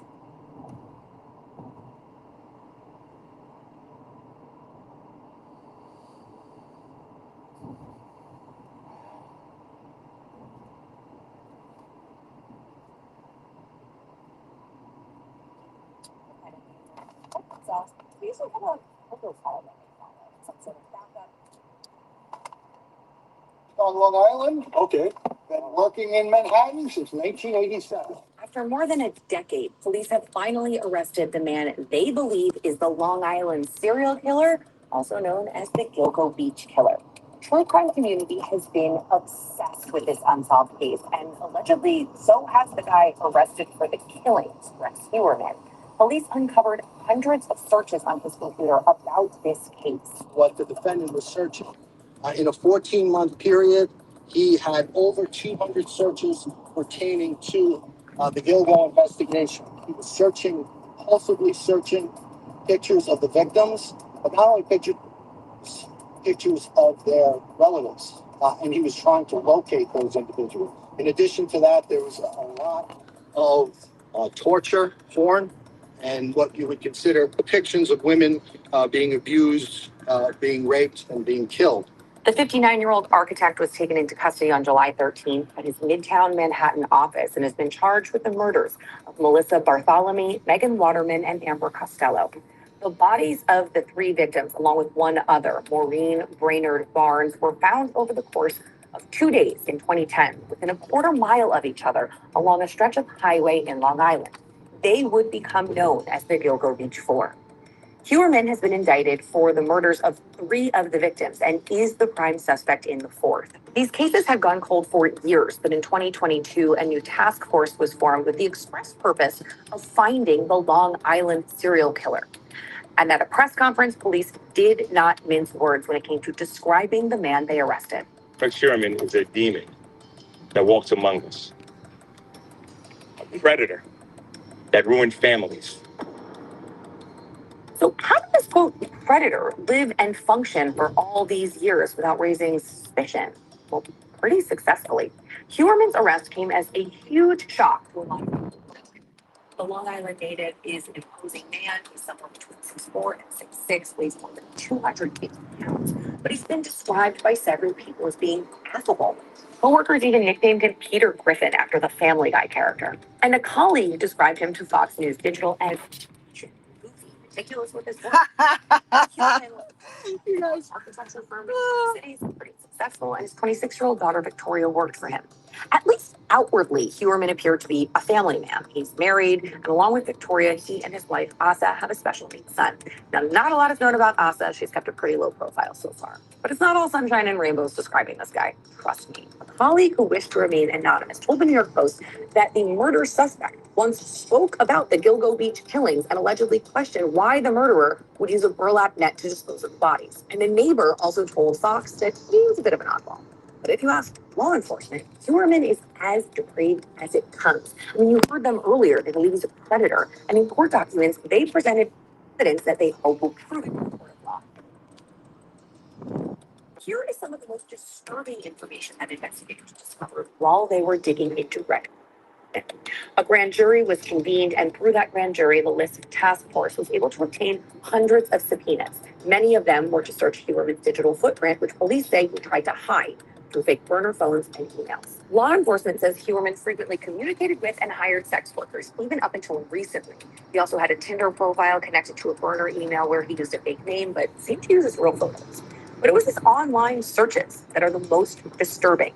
Cops say the suspect conducted thousands of searches for sex workers, sadistic, torture-related pornography, and child pornography. His search terms are enough to make anybody cringe. Some of them are truly repugnant, and just a warning, if you look them up, the content of these searches are very dark. But some of the more mild ones included mature escorts Manhattan. But the majority of them involved sexual violence, particularly against young girls. And he also seemed to be obsessed. Did you guys hear this? Case.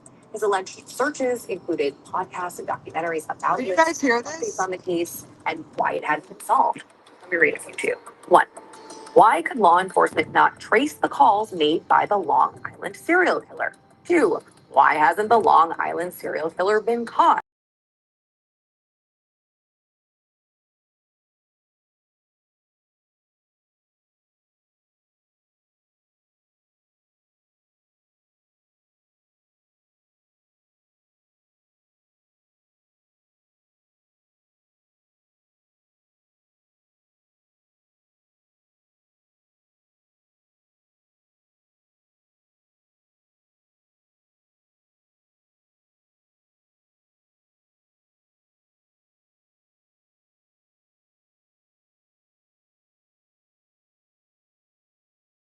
Up once that task force was created in 2022 and the Gilgo murders became a priority.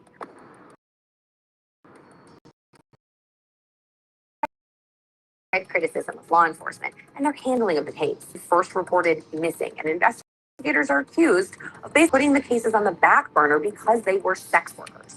A local reporter for the Long Island Press penned this scathing headline a few weeks before the bodies of those missing women would be found dead. Lost girls. When women go missing on Long Island, some matter, prostitutes don't. But once the task force was formed last year, it only took 6 weeks for Huerman's name to come up for the first time. And the task force was pretty intricate. Investigators, lawyers, forensics, the FBI, different police departments, all working together to solve this case. But the key to understanding how the task force honed in themselves. Specifically, how did the killer interact with them? How were they killed and then disposed of? And finally, what did the killer do after? The disappearance of 23-year-old Shannan Gilbert was the catalyst to the whole Long Island serial killer case, despite the fact that she isn't believed to be like the other victims, Shannan was a sex worker.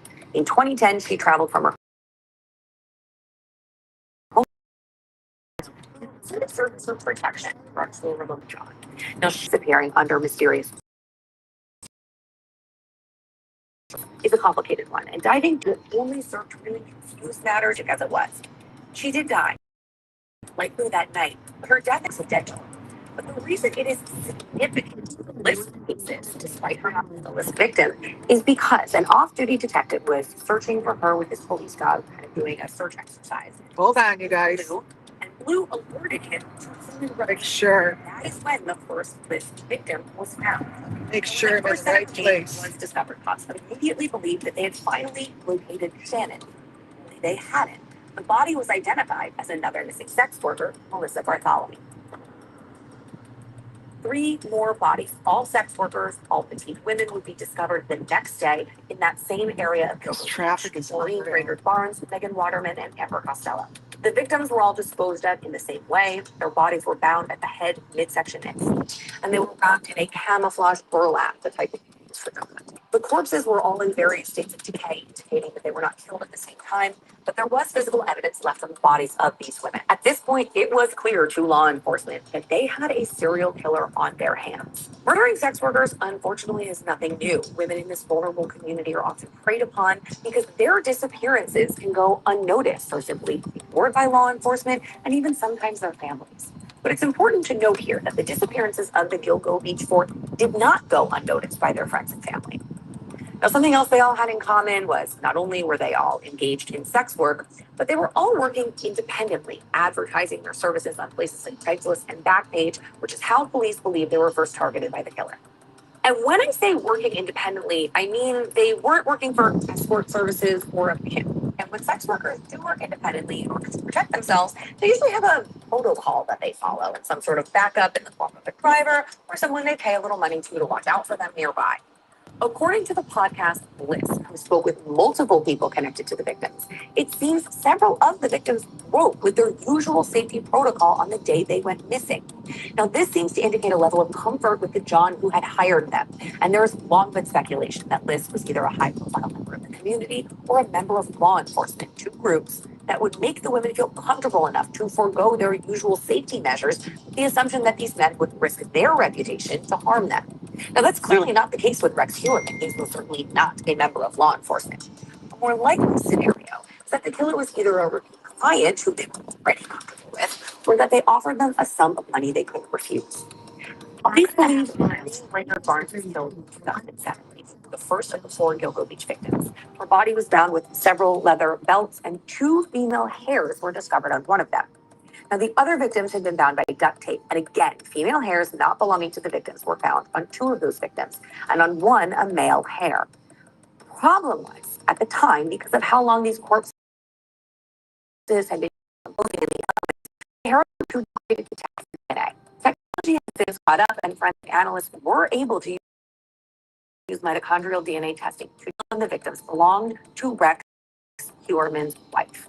Additionally, was also discovered on the bottom of one of those burlap sacks, and that was determined to belong to Rex Heuermann himself. Investigators wrote in court documents, it is likely that the burlap, tape, vehicles, or other instrumentalities used in the furtherance of these murders came from defendant Heuermann's residence, where his wife also resides, or was transferred from his clothing. In order to test that mitochondrial DNA from the hair against the Heuermanns, people needed to obtain their DNA. Cops had trailed Rex for quite some time once they had set their sights on him as their prime suspect. Police obtained 11 bottles from the trash outside of the Heuermann's home in Massapequa and were able to obtain DNA from Asa, Rex's wife. They ended up getting Rex's DNA off of a discarded pizza crust, which was thrown in its box in a trash can on the street near his office in Manhattan. And according to law enforcement, the DNA tests came back with more than a 96% chance that the samples of hair taken from the bodies of the victims belonged to the Heuermanns. Now, if you're wondering why the suspect's wife has not been implicated in the crimes, well, for at least 3 of the murders, police have evidence that she was either out of the country or out of the state. It's their working theory that the Long Island serial killer was active when his own family was out of town. Now, the DNA matching is obviously damning evidence, but it's certainly not enough. In order for the task force to find Rex in the first place, they used a database that essentially triangulated phone calls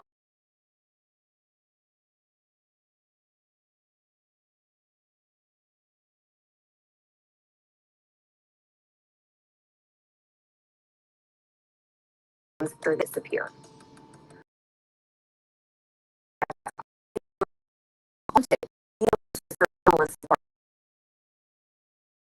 The calls were never long enough, but they were able to discover the vicinity where the calls were made.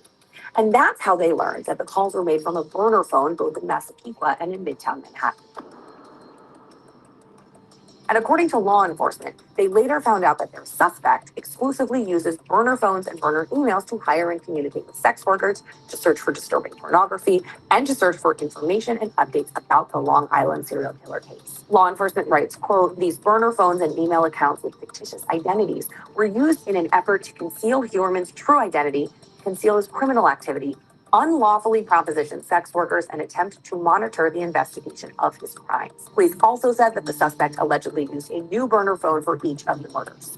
We also went back and looked at his cell site records, and we compared his personal cell site records with that of the 4 target phones, and we saw that there was areas of commonality. So the task force has what they're referring to as an area of interest where these burner phones were being used. They also had a rough physical description of the killer from an eyewitness. That individual was identified as a person who was between 6'4", 6'6", a large man, thickly built, not necessarily overly muscular, but just a naturally big person with glasses, white, and dark hair.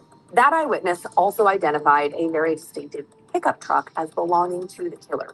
It was an early model Chevrolet Avalanche, and after some digging, police discovered that Rex Heuermann had that exact truck registered to him. Okay, we're getting there, guys. Now, if you are at all familiar with this case prior to this recent arrest, you know that the 4 bodies of the Gilgo Beach victims are not the only bodies that have been found along that stretch of highway in Long Island. 6 other bodies were found in the same area between 2010 and 2011, so not long after those first 4 women were discovered. The way they were found and how their bodies were disposed of doesn't fit the same signature or MO as Lisk. However, those cases are still being investigated in connection with Rex Heuermann. And as I mentioned earlier, he is still the prime suspect in the 4th Gilgo Beach victim's death, Maureen Brainerd Barnes. Police expect that investigation to be wrapping up soon, likely with more charges. But for now, Rex Heuermann was arraigned on 3 first-degree murder charges and 3 second-degree murder charges and has pleaded not guilty. According to his lawyer, Rex broke down in tears and told his attorney he didn't do it. Now, despite the long journey it's taken to get an arrest in this case, law enforcement says the investigation is really only beginning now. Trucks of evidence were seen being taken out of Rex Heuermann's Massapequa home, as well as multiple storage facilities belonging to him. And it is notable that none of the former victims were found clothed or with their belongings, so those items are out there somewhere. An interior designer who used to work with Rex and went to his home in 2005 to help with a kitchen renovation exclusively told Daily Mail that there was a locked room in the basement. And when she asked about it, Rex was, quote, so weird, and allegedly told her it was full of guns. And a source close to the investigation told CNN that somewhere between 200 and 300 firearms were allegedly removed from Rex's home. As for the open investigations into those 6 victims, also found on Ocean Parkway, well, I will dive into those next week, so come back for the latest. And for more true crime content like this, hit like and subscribe. All right, you guys, let's see where we're at. So, um, This is Brian. we're getting there. Where I am. I'm actually in our Miami studio right now. We have a very little small studio Let me in Miami turn where this thing where I live. off. I hope you guys enjoyed that. It's here Hold in on. Florida. Most of the time, Turn this I'm off. actually leaving tomorrow to go to Idaho to a Brian Coburn party. All right. So I just wanted to, obviously, I'm trying to eat up a little time because I don't want to end the live and then go back on. We're getting there. We are, let me see. Let's see.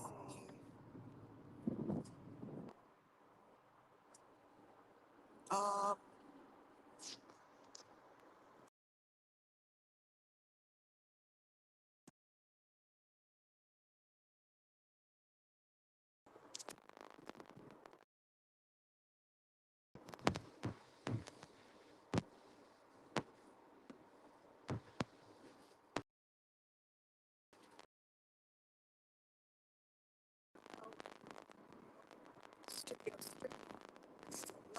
live. All right, so we should be hearing momentarily my Google Drive map. It's been 2 hours, and we're still driving to Rex's house. Maybe it's because of the unknown to miles ahead accidents that there were, but I may have to stop for gas depending on what it says next on my Google map. So those who just joined, it means you just became a member.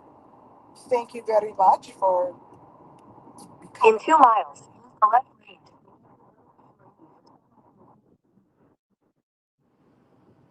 Okay. All right.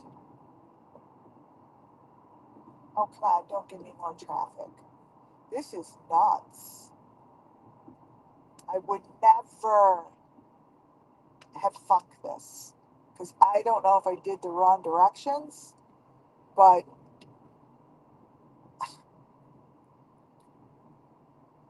crazy. Should have gone on Waze. I wonder if the Waze would have done the same thing. Let's see. Let me go on Waze.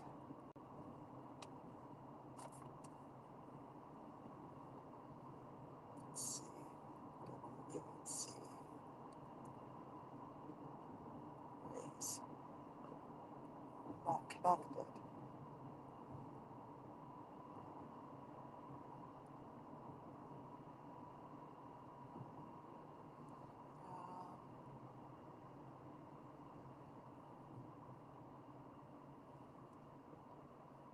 Second, guys.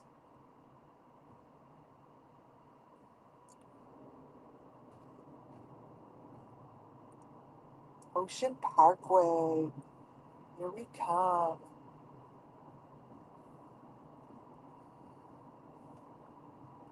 Google Maps. Put it on here. All right. 105. First. Whoops. First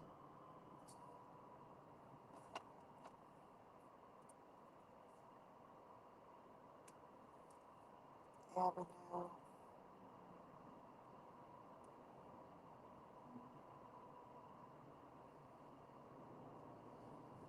What's it called? 1 second. His address right here. No, that's not it.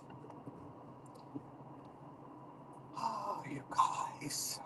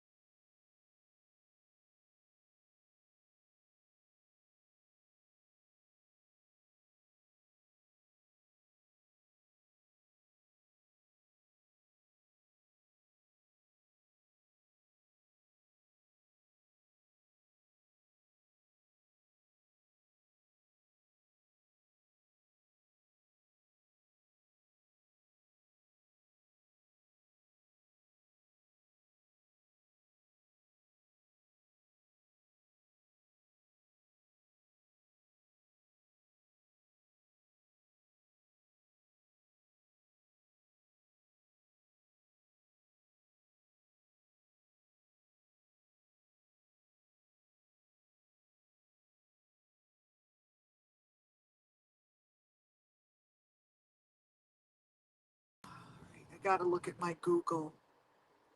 We're getting there, but I need to see my Google map. Hey, it's not coming up on here. Traffic is super heavy.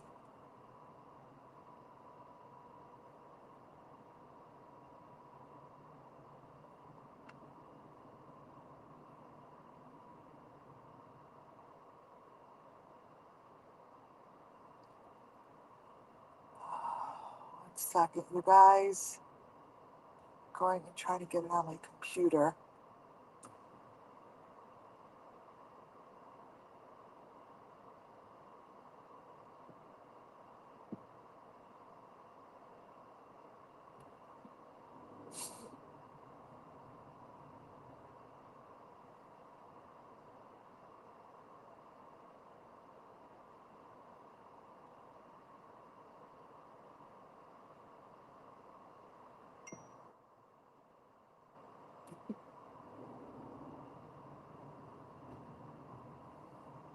One minute.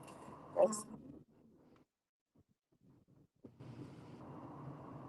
yeah, merge onto a parkway that is like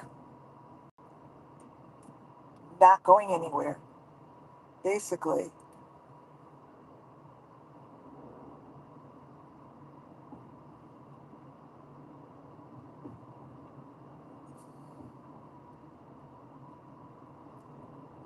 If I could get it up on my computer, I could compare it to what my phone is sending me.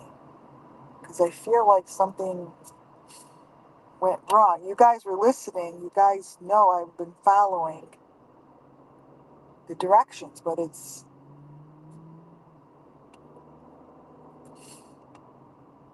doesn't. Heck,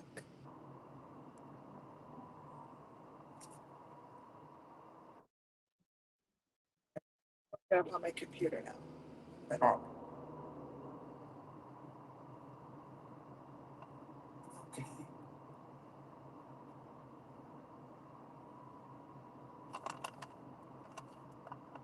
All right. Let's see what my computer says.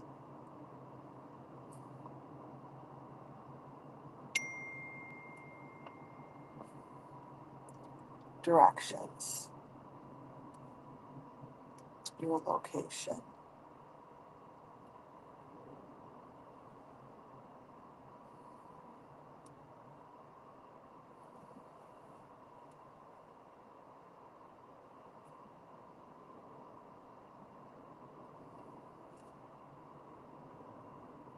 Um, Leventon. I'll put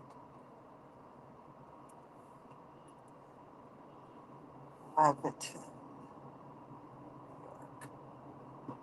Okay. It says I'm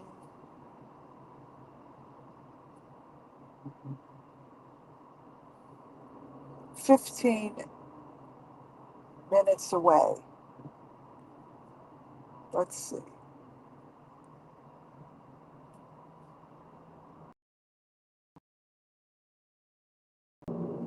So I'm 7 miles away. So once I turn off in 3 miles, with 7 miles, you guys, is far. It's like a while because it's taking so long to get through these streets.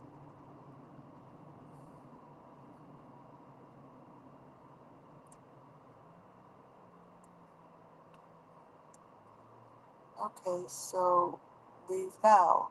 Leave now.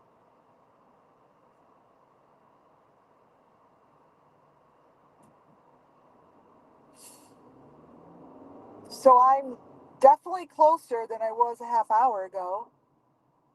We've been driving now for 2 hours. Yeah, that's crazy.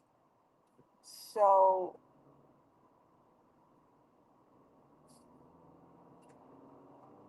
whatever it says on my computer and my phone is pretty much the same.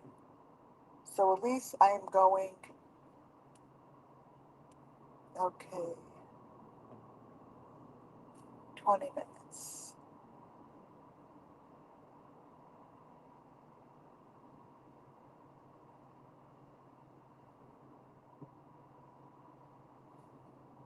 15 minutes. Okay, you guys, We're in the right direction.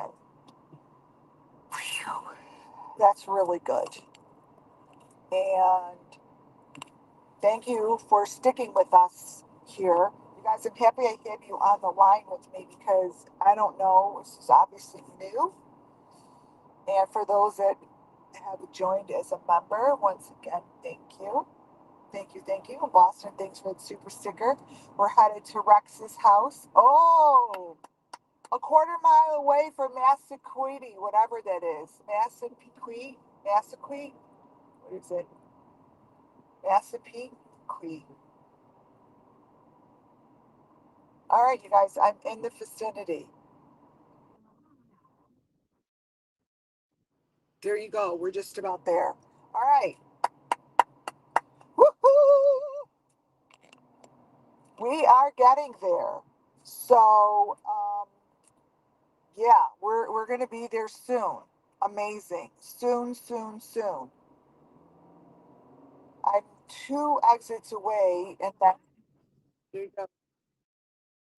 There you go. I'm almost there. You guys, this is really quite amazing. I'm gonna need one big freaking. I may have to go to like 7-Eleven or a Slurpee place. Exit 31 to get my mojo on afterwards, not before. I don't want anything. I don't want anything interrupting myself. So yeah, this is awesome. I may have to sleep here because I don't know if I'll make my flight home.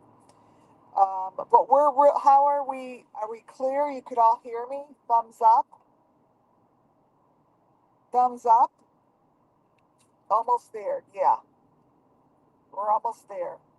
And another thing I'd like to do is probably like to maybe stop at the water, the beach, right? That would be another interesting. Thank you for those ones. 31. Oh, we're getting to it. You guys should see the traffic on the other side to get to the airport. I'm in bumbles, like bumbles compared to going to the airport, basically. But you guys have been, wow, lots of patience, lots of patience. Very exciting. And it's gorgeous out. It's not storming like yesterday. The storms were really cool thing though. I always look for nature for messages, right? We're at the hotel yesterday as the shit hit the fan yesterday. We had to find our new place to live, blah blah blah. And we're like, my daughter's like, look out the window of our hotel, and there was a ginormous. I have the video, you guys. I'll put the video on later when I get to the airport when I go over the Summer Moon Wells case. Of a hawk, massive, massive hawk. These legs were huge, cleaning itself off in the rain. It was the most beautiful, amazing thing to watch. He just spread his wings. I'll show it to you later. I have it. So big and was just enjoying the lightning, the thunder, the rain, and just enjoying nature and cleaning his wings. I've never seen that before. Oh my gosh, it's amazing. I'm so excited. And we always look at nature for signs. I'm like, look at that. No matter what storms roll in, baby, you gotta enjoy it. Like the hawk was just in its glory. We're pulling off. We're pulling off. We're almost there, you guys.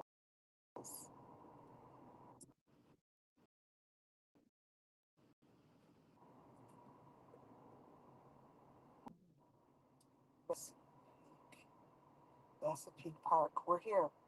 Guys, I'm here. Okay. Okay.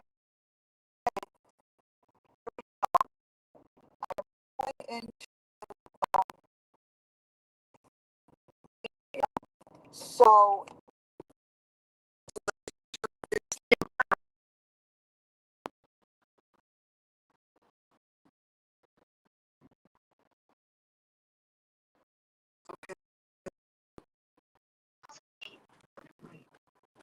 I'm in Massapequa.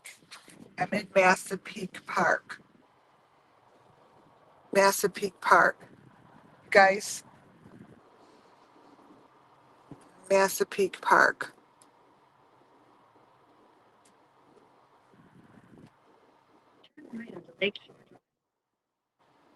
I believe we're almost there. I need to.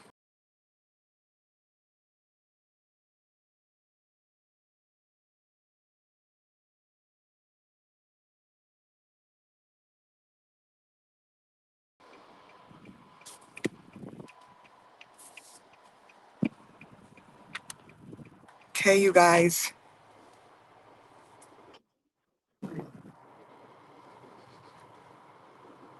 Massapequa Park.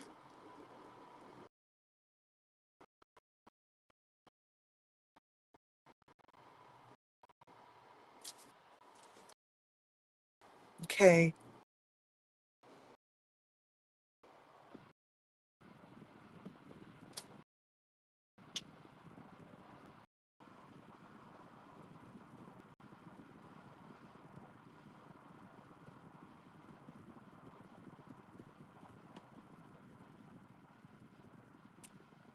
Okay.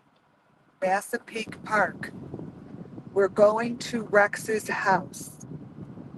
You guys.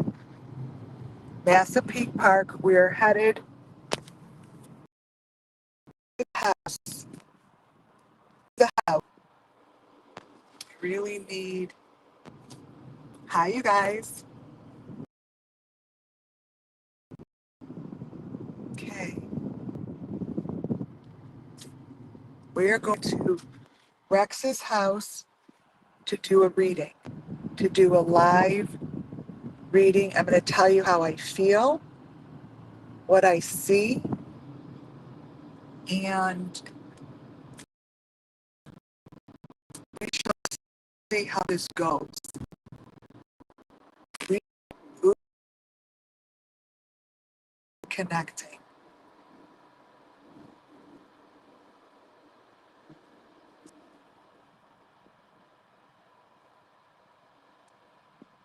Okay, you guys understand that our internet is being screwed with. So our internet is being screwed with, you guys. Okay. So I'm trying to stay on, and it's not easy. We are in his area. We're in Rex Sherman's area. We're headed to his house.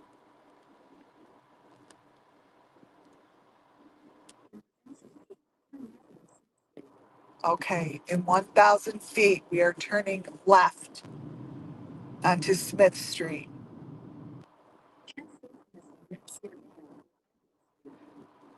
Left.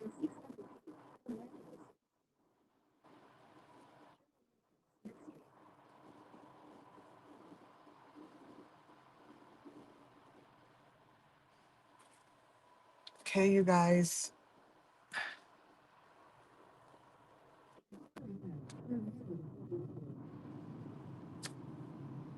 We are getting to his house right on 2nd Avenue.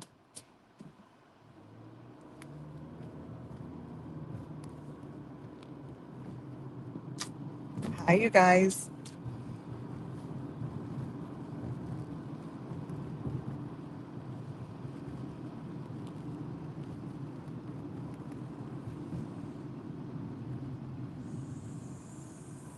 We're getting there.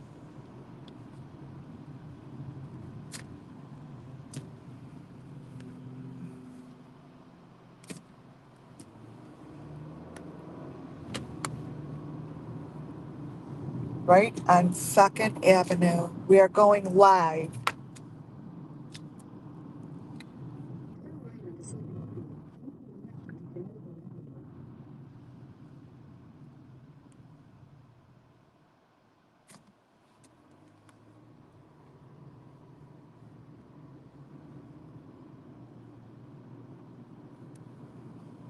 Okay, we made it this far.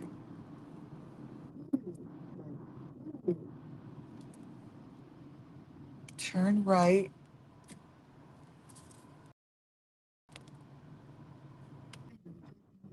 Okay, we're here. We're going on First Avenue.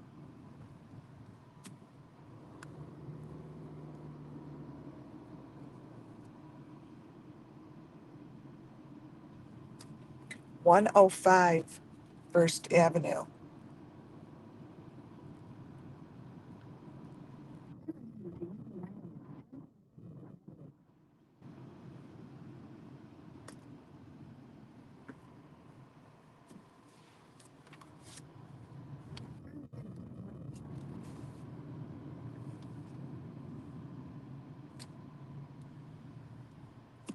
Hmm.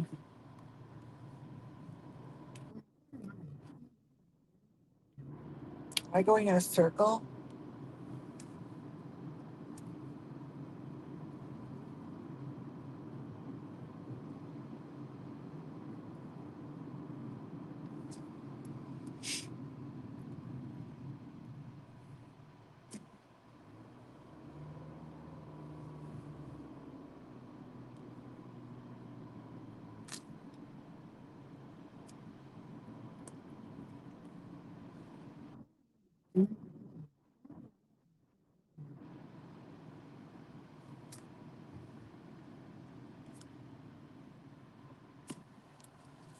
All right, here is the state police.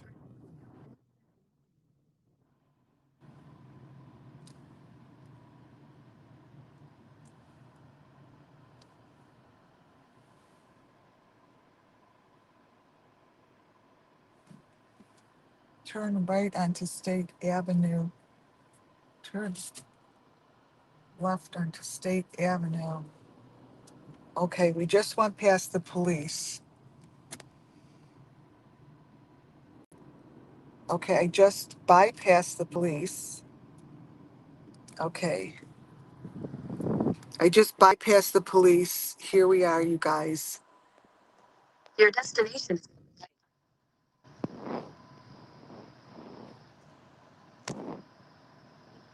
Destination is on the right. Okay, here we go. Here we go.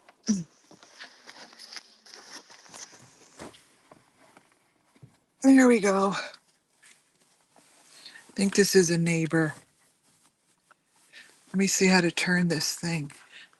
All right, maybe we get an interview with the neighbor. Hi, you guys.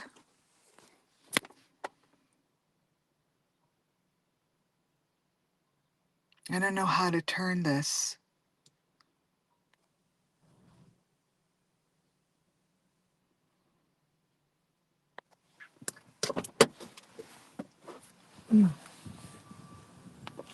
Hi there. Is it okay if I park here? I'm just with these guys to get to get a little picture and leave. Yeah, he said I could just stay right here for 5 minutes, but I can't stay long. Thank you. Let me get my t-shirt. Ray.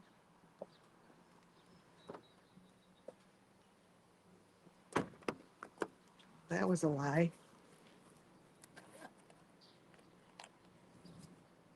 Okay, you guys. You here? All right, I'm gonna put my t-shirt on.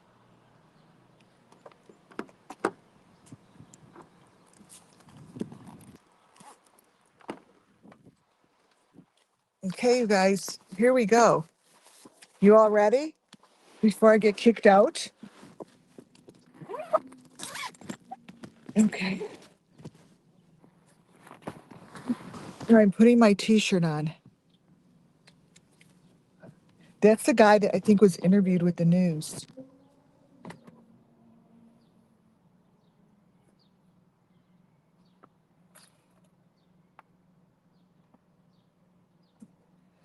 Okay. All right, hi, you guys. This is my first live together with you. You see me? All right, I'm going to flip this around.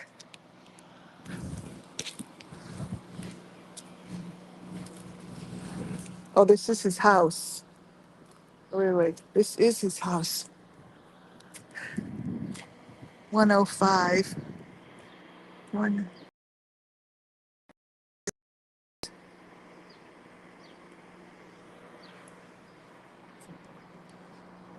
It looks quieter than they thought it was. Yeah. Anything going on? No, I know it's that the FBI came and raided the place again. Did they take out any kind of refrigerators or? That's all I heard was that the FBI went there to raid it. That was like last.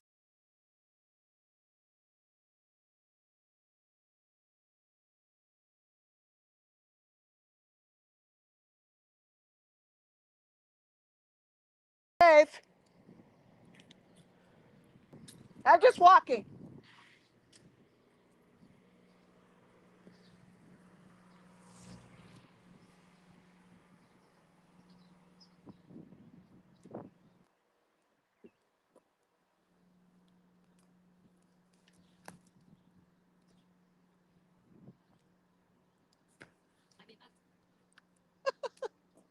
Guys, just hanging out. Just hanging out.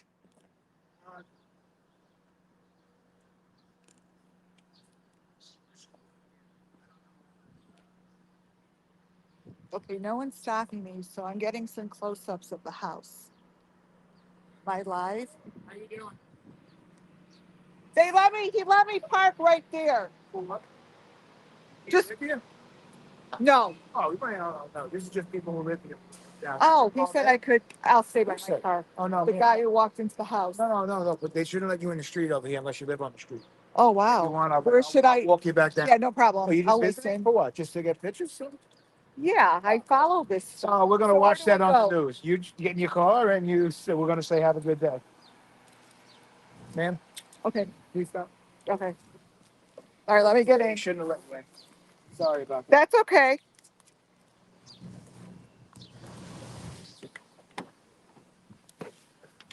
Okay. So that was that was crazy. I'm gonna go on the other side of the street. They're all looking at me. They shouldn't have let me in, and they let me go right across the way. So I'm gonna go on the other side. I'm gonna go on the other side of the street. I have a question. How do I get over there by where you? That's okay, but I could go over. Okay, thank you. Okay, so this guy is.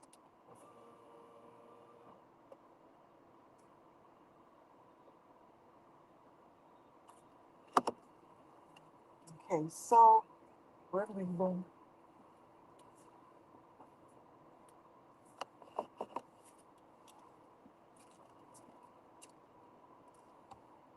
Okay, so that's the closest probably anyone is gonna get. You guys, that's the closest anyone's gonna get because I'm gonna go around now. They weren't supposed to let anybody in here, and as you could see, um, the state trooper let me by, and he shouldn't have. Thank you. And I'm gonna go around him and go to the other side. So we got pretty damn fucking close. I was right there. And this is what I feel so far. I feel like they already took remains. Okay. That's how I feel.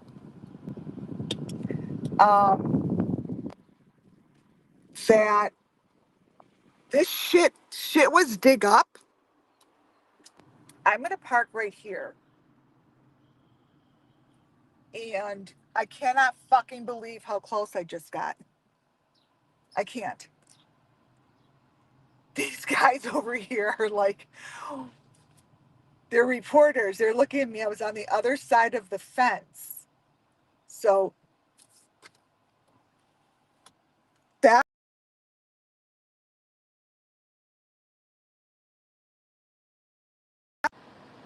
okay, you guys, that was so unbelievable. Okay, that was so awesome. Okay, so here we go. I'm going to turn my phone this way.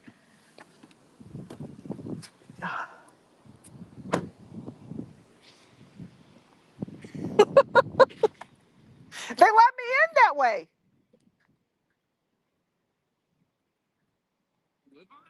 No, they just let me go through. I didn't even know that was I came a distance. I didn't even realize that that was a house because I didn't expect to be driving right by it. Are you just someone who wanted to see the house? No, I just want to get some pictures so I could just do.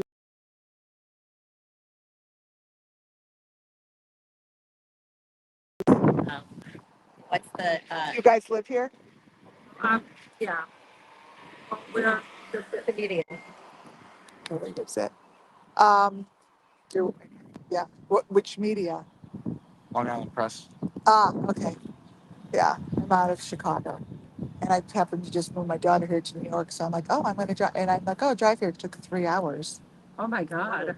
Yeah. Dedication. You better get a picture. I didn't know. I didn't know that. Right. I have. Let's see if I could go live here. Okay. Do you mind if I do this? I'm going to just Yeah, it's hard. get some. I don't want to be in it either. No, I'll I'm keep my no. phone down. Yeah. I'll keep my phone down away from you. I'm sorry.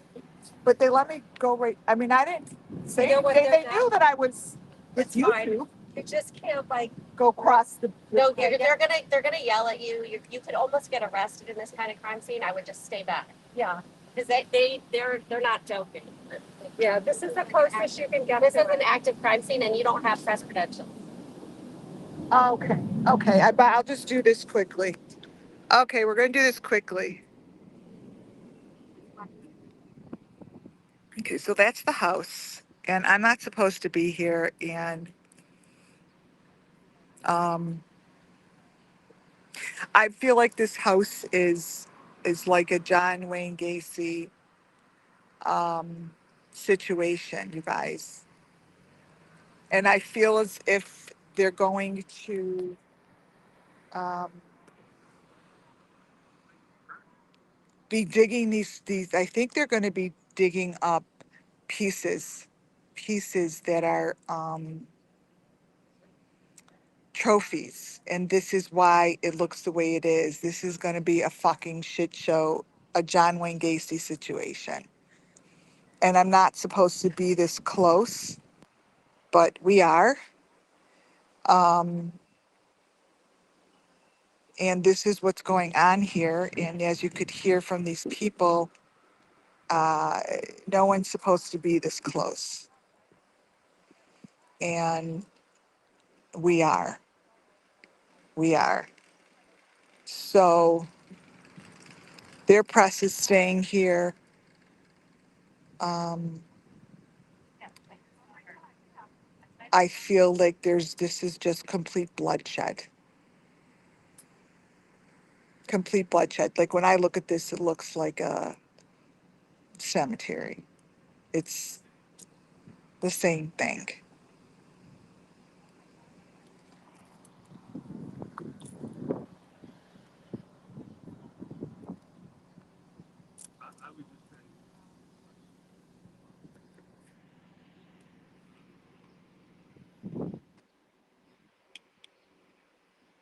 So what I'm going to do is just stand right here and speak um, as I stand here. I haven't seen anyone go in or out of this Rex house at 105 First Avenue. Obviously, since I've been here. But they say it's an active crime scene. Um, I drove right past the police. They could have arrested me. I actually didn't do it on purpose. Um, I did it to get a look.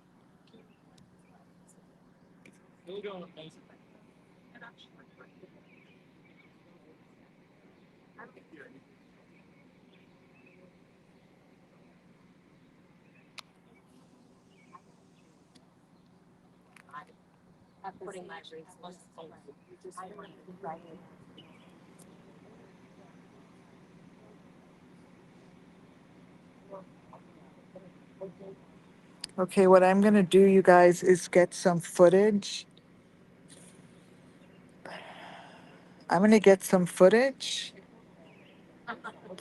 And there's people here with us. I'm gonna put the phone down, because they don't want to be taped. Can you guys see the house okay? Can you see it?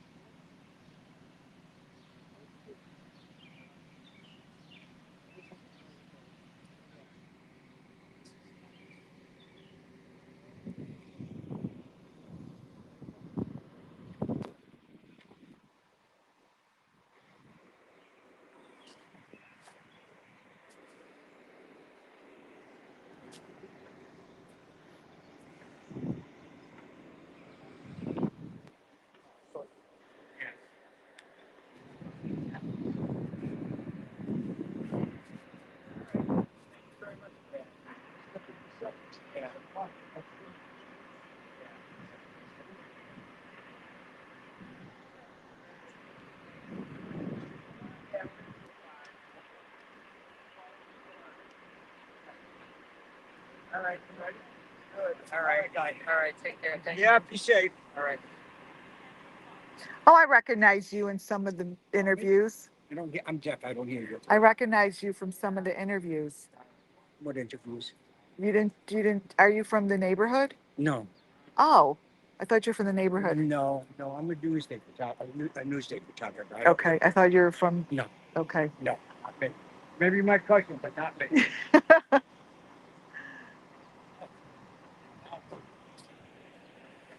Deputies.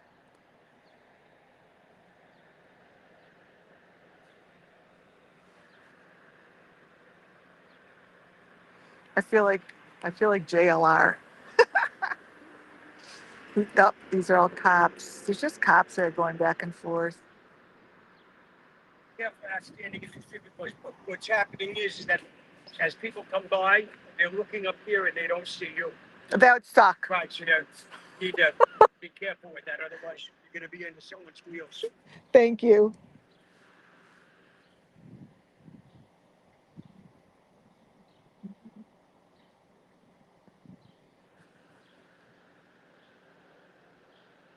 Have they been by today?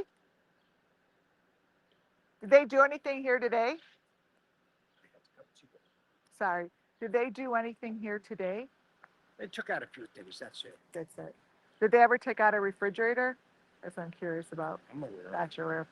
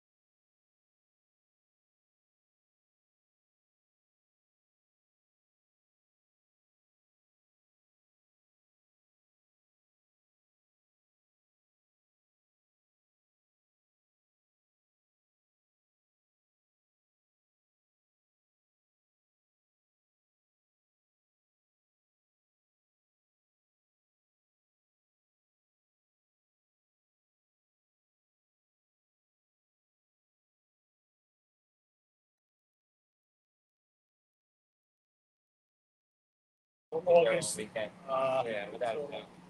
About nice. Yeah. Okay, there we go. You see me. Yeah, they were the Now, if I wish I could flip this.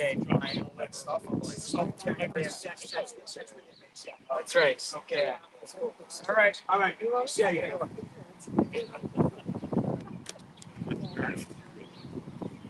Yeah. Purpose actually today. Yeah, absolutely. It's basically like current events. I talk about true crime if it's going on or whatever. I have bands on. I interview them. Movie reviews, pop culture, That's good. Crime to Scream. Okay. Very nice. I'll text you my information.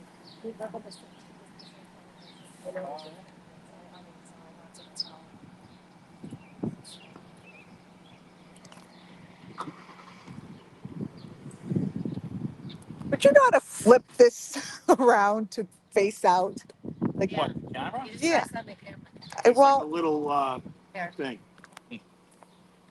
this is facing into me. Yeah, so you just do one of these deals. What is it? Let's go on to it. Can you pull up the camera itself? Yeah. Yeah, the camera's that way. Okay. All right, thank you. Yeah, no problem. There's like that little, it looks like a Yeah, it's circle a, with like arrows and stuff. So what do you think about this new search? What's your take on it?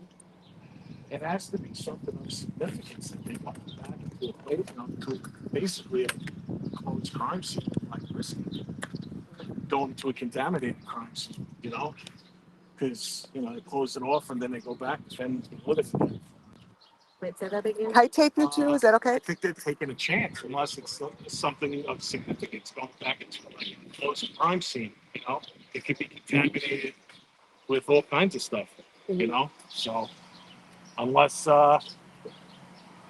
I don't know. I've been reading stuff, and that I know the FBI's involved in everything. I know there's no death penalty, but maybe if Rex is talking to them, and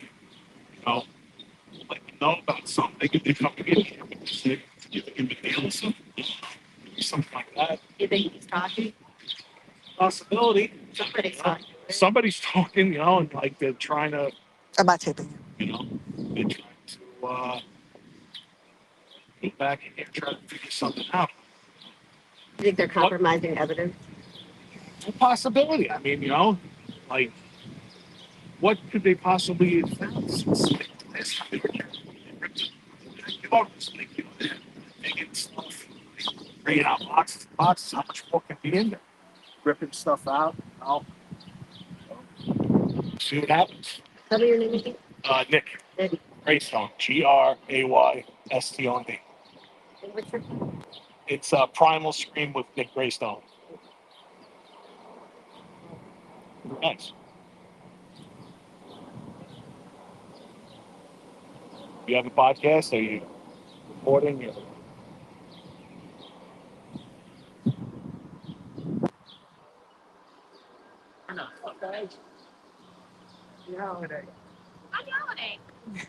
The country club.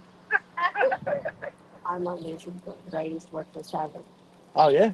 118. Jen Gilbert. Oh, when it first happened? Yes, Oh, okay. That's right.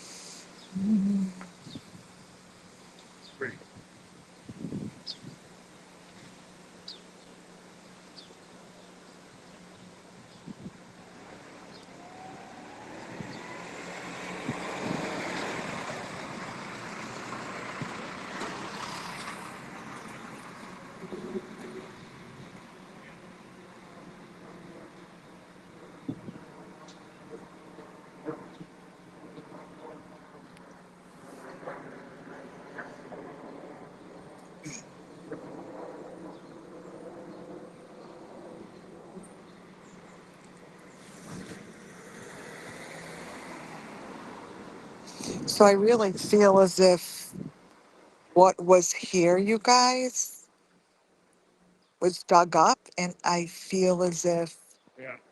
new information that's being shared is giving them some more kind of trophies, and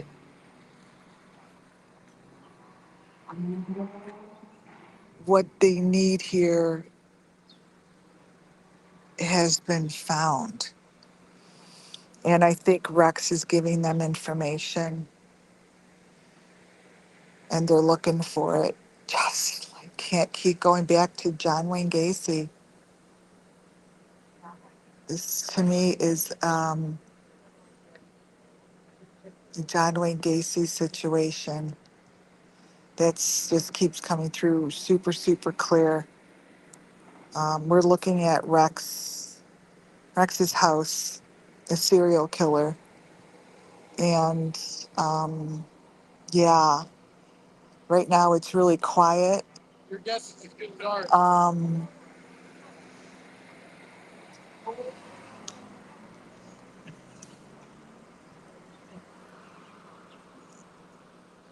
Really quiet, like a quietness that they got what they needed. I feel like it's under the house, beneath the house, under the house, not within the house as much as under the house. You see,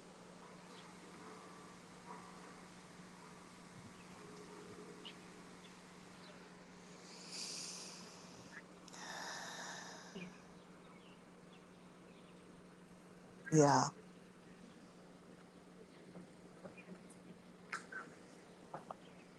yeah.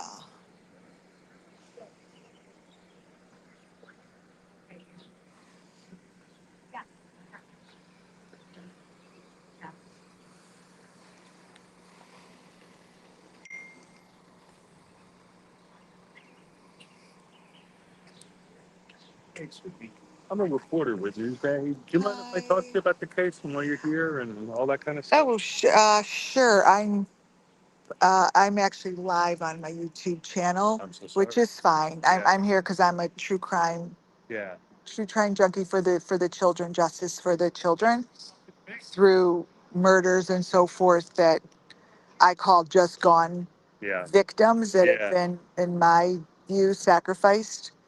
And it's all the same kind of killings and the same kind of just mutilation. And I feel like he's a John Wayne Gacy. Yeah.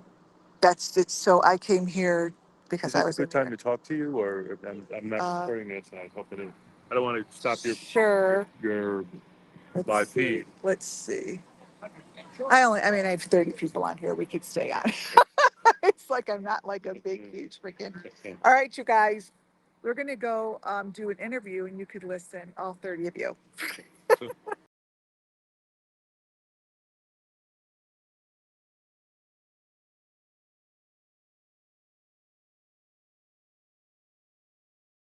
That first name for me? Yes, Lori. Okay. Uh, I, I'm WCIA Network. you know what? If I can't use your full name, I can't use this, so I'm not gonna Okay. waste your time. Unless if you want to give me your full name, that's fine. I know my editor will say we for something like this, we're not going to give someone I could give you my partial. full name, but not mine.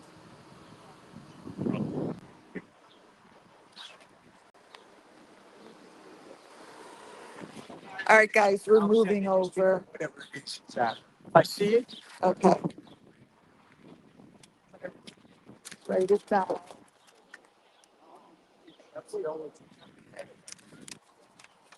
Oh, I get it. I was in news reporting. oh yeah, Hmm. where'd you work? Years ago. Steve Kraft, consumer reporter out of Arizona. He's always like the top reporter. Uh, Here's my phone number. What is that? That's MOT. All right, guys. My all 30 listen. MOT. Yeah.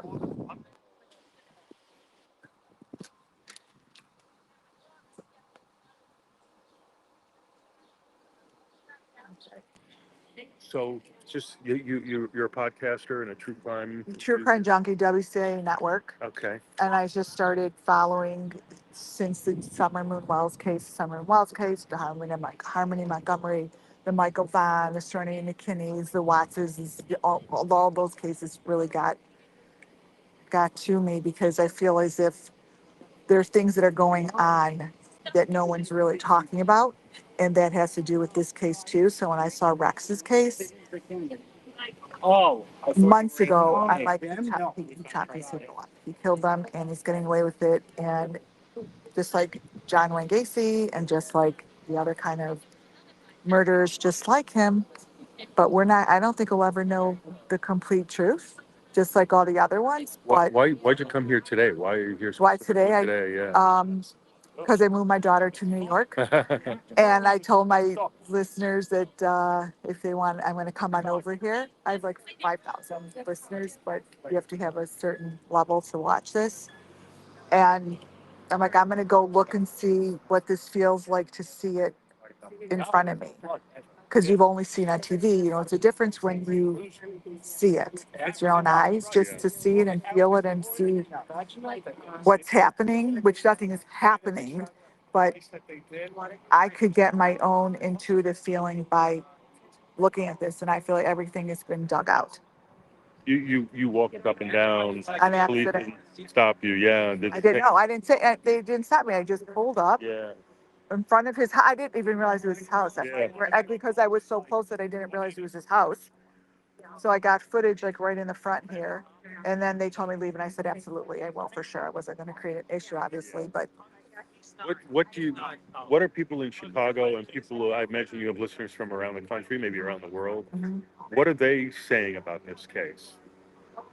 John Wayne Gacy case. Yeah, similar to that. Yeah. Yeah. John Wayne Gacy case, and there's going to be tons of other victims that we either will know about or we won't know about, but he has them. Why so much interest in this case? I mean, there are. I don't have that much interest as well as just to show that there are cases like this Yeah. that just get pushed aside and we don't get information on it, and this person could be living right here, right next to you, and it's like it's becoming, oh, it's not like it's okay, but it's becoming yesterday's news, and people like this are not being looked at, they're not being stopped, the stories aren't being told. Yeah. They're just not being told. Yeah. And if the stories aren't told, then you can't be informed to where you're living. Like that's where I'm at, like I feel like we'll never know the whole truth. Just like I believe most of the cases out there. Yeah. And it's protected. It's just protected. So I wanted to just come out here and get my gut intuitive feeling. That's all. What's your intuitive feeling now that you're here? That everything's been removed and that they're just looking for little pieces of like trophy that he has beneath the house, and that the plumbing I'm intuitive, that's what I do. The plumbing needs to be dug up, and not the plumbing from the outside, the plumbing from the inside. I feel like they get a lot of answers through the filtration system. Yeah. And yeah, I feel like they removed, I don't know what they're doing back here other than trophies. Yeah. Thank you so much. If that makes any sense. Yeah, yeah. Thank you so much for You're your time. welcome. I appreciate it. Yeah. Yeah, Take it back to your listeners and Yeah. your podcast. Thank Your you. work, yeah. Yeah, I usually do like the children's ones, but it's really all about the situation. These kids, they're just gone. Yeah. They're just gone, and Yeah. that's it. And some of them left children behind too. I mean, Yeah. these were pretty young women. And, Yeah. And they were. Some of them left Bless behind. you. Thank you. Very young children. I was at a press conference, and one of them One of the children, a daughter, one of the victims was at it last year when I first made this arrest. It's just heartbreaking to think, this poor Mhm. kid, she's grown up without knowing what happened She's to gonna her be, mother until now, and it's heartbreaking. yeah, It's one thing you learn in this work. It's like a ripple through water, It's like you kill someone, but it impacts all those people around them. And you're killing one person, but you're taking life out of others. it's horrible.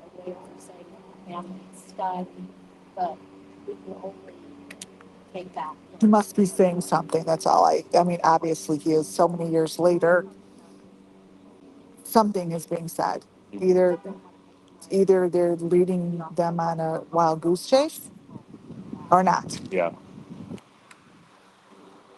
I could see him having fun on a wild goose chase, actually. I don't know about him in this particular case, but I talked to experts when this first happened. And what you're saying is very typical. That a lot of times They get off on they it. think they're smarter than the cops, so they keep this thing going by kind of jerking them around and hinting at other victims, I loves hinting this. at other evidence. And sometimes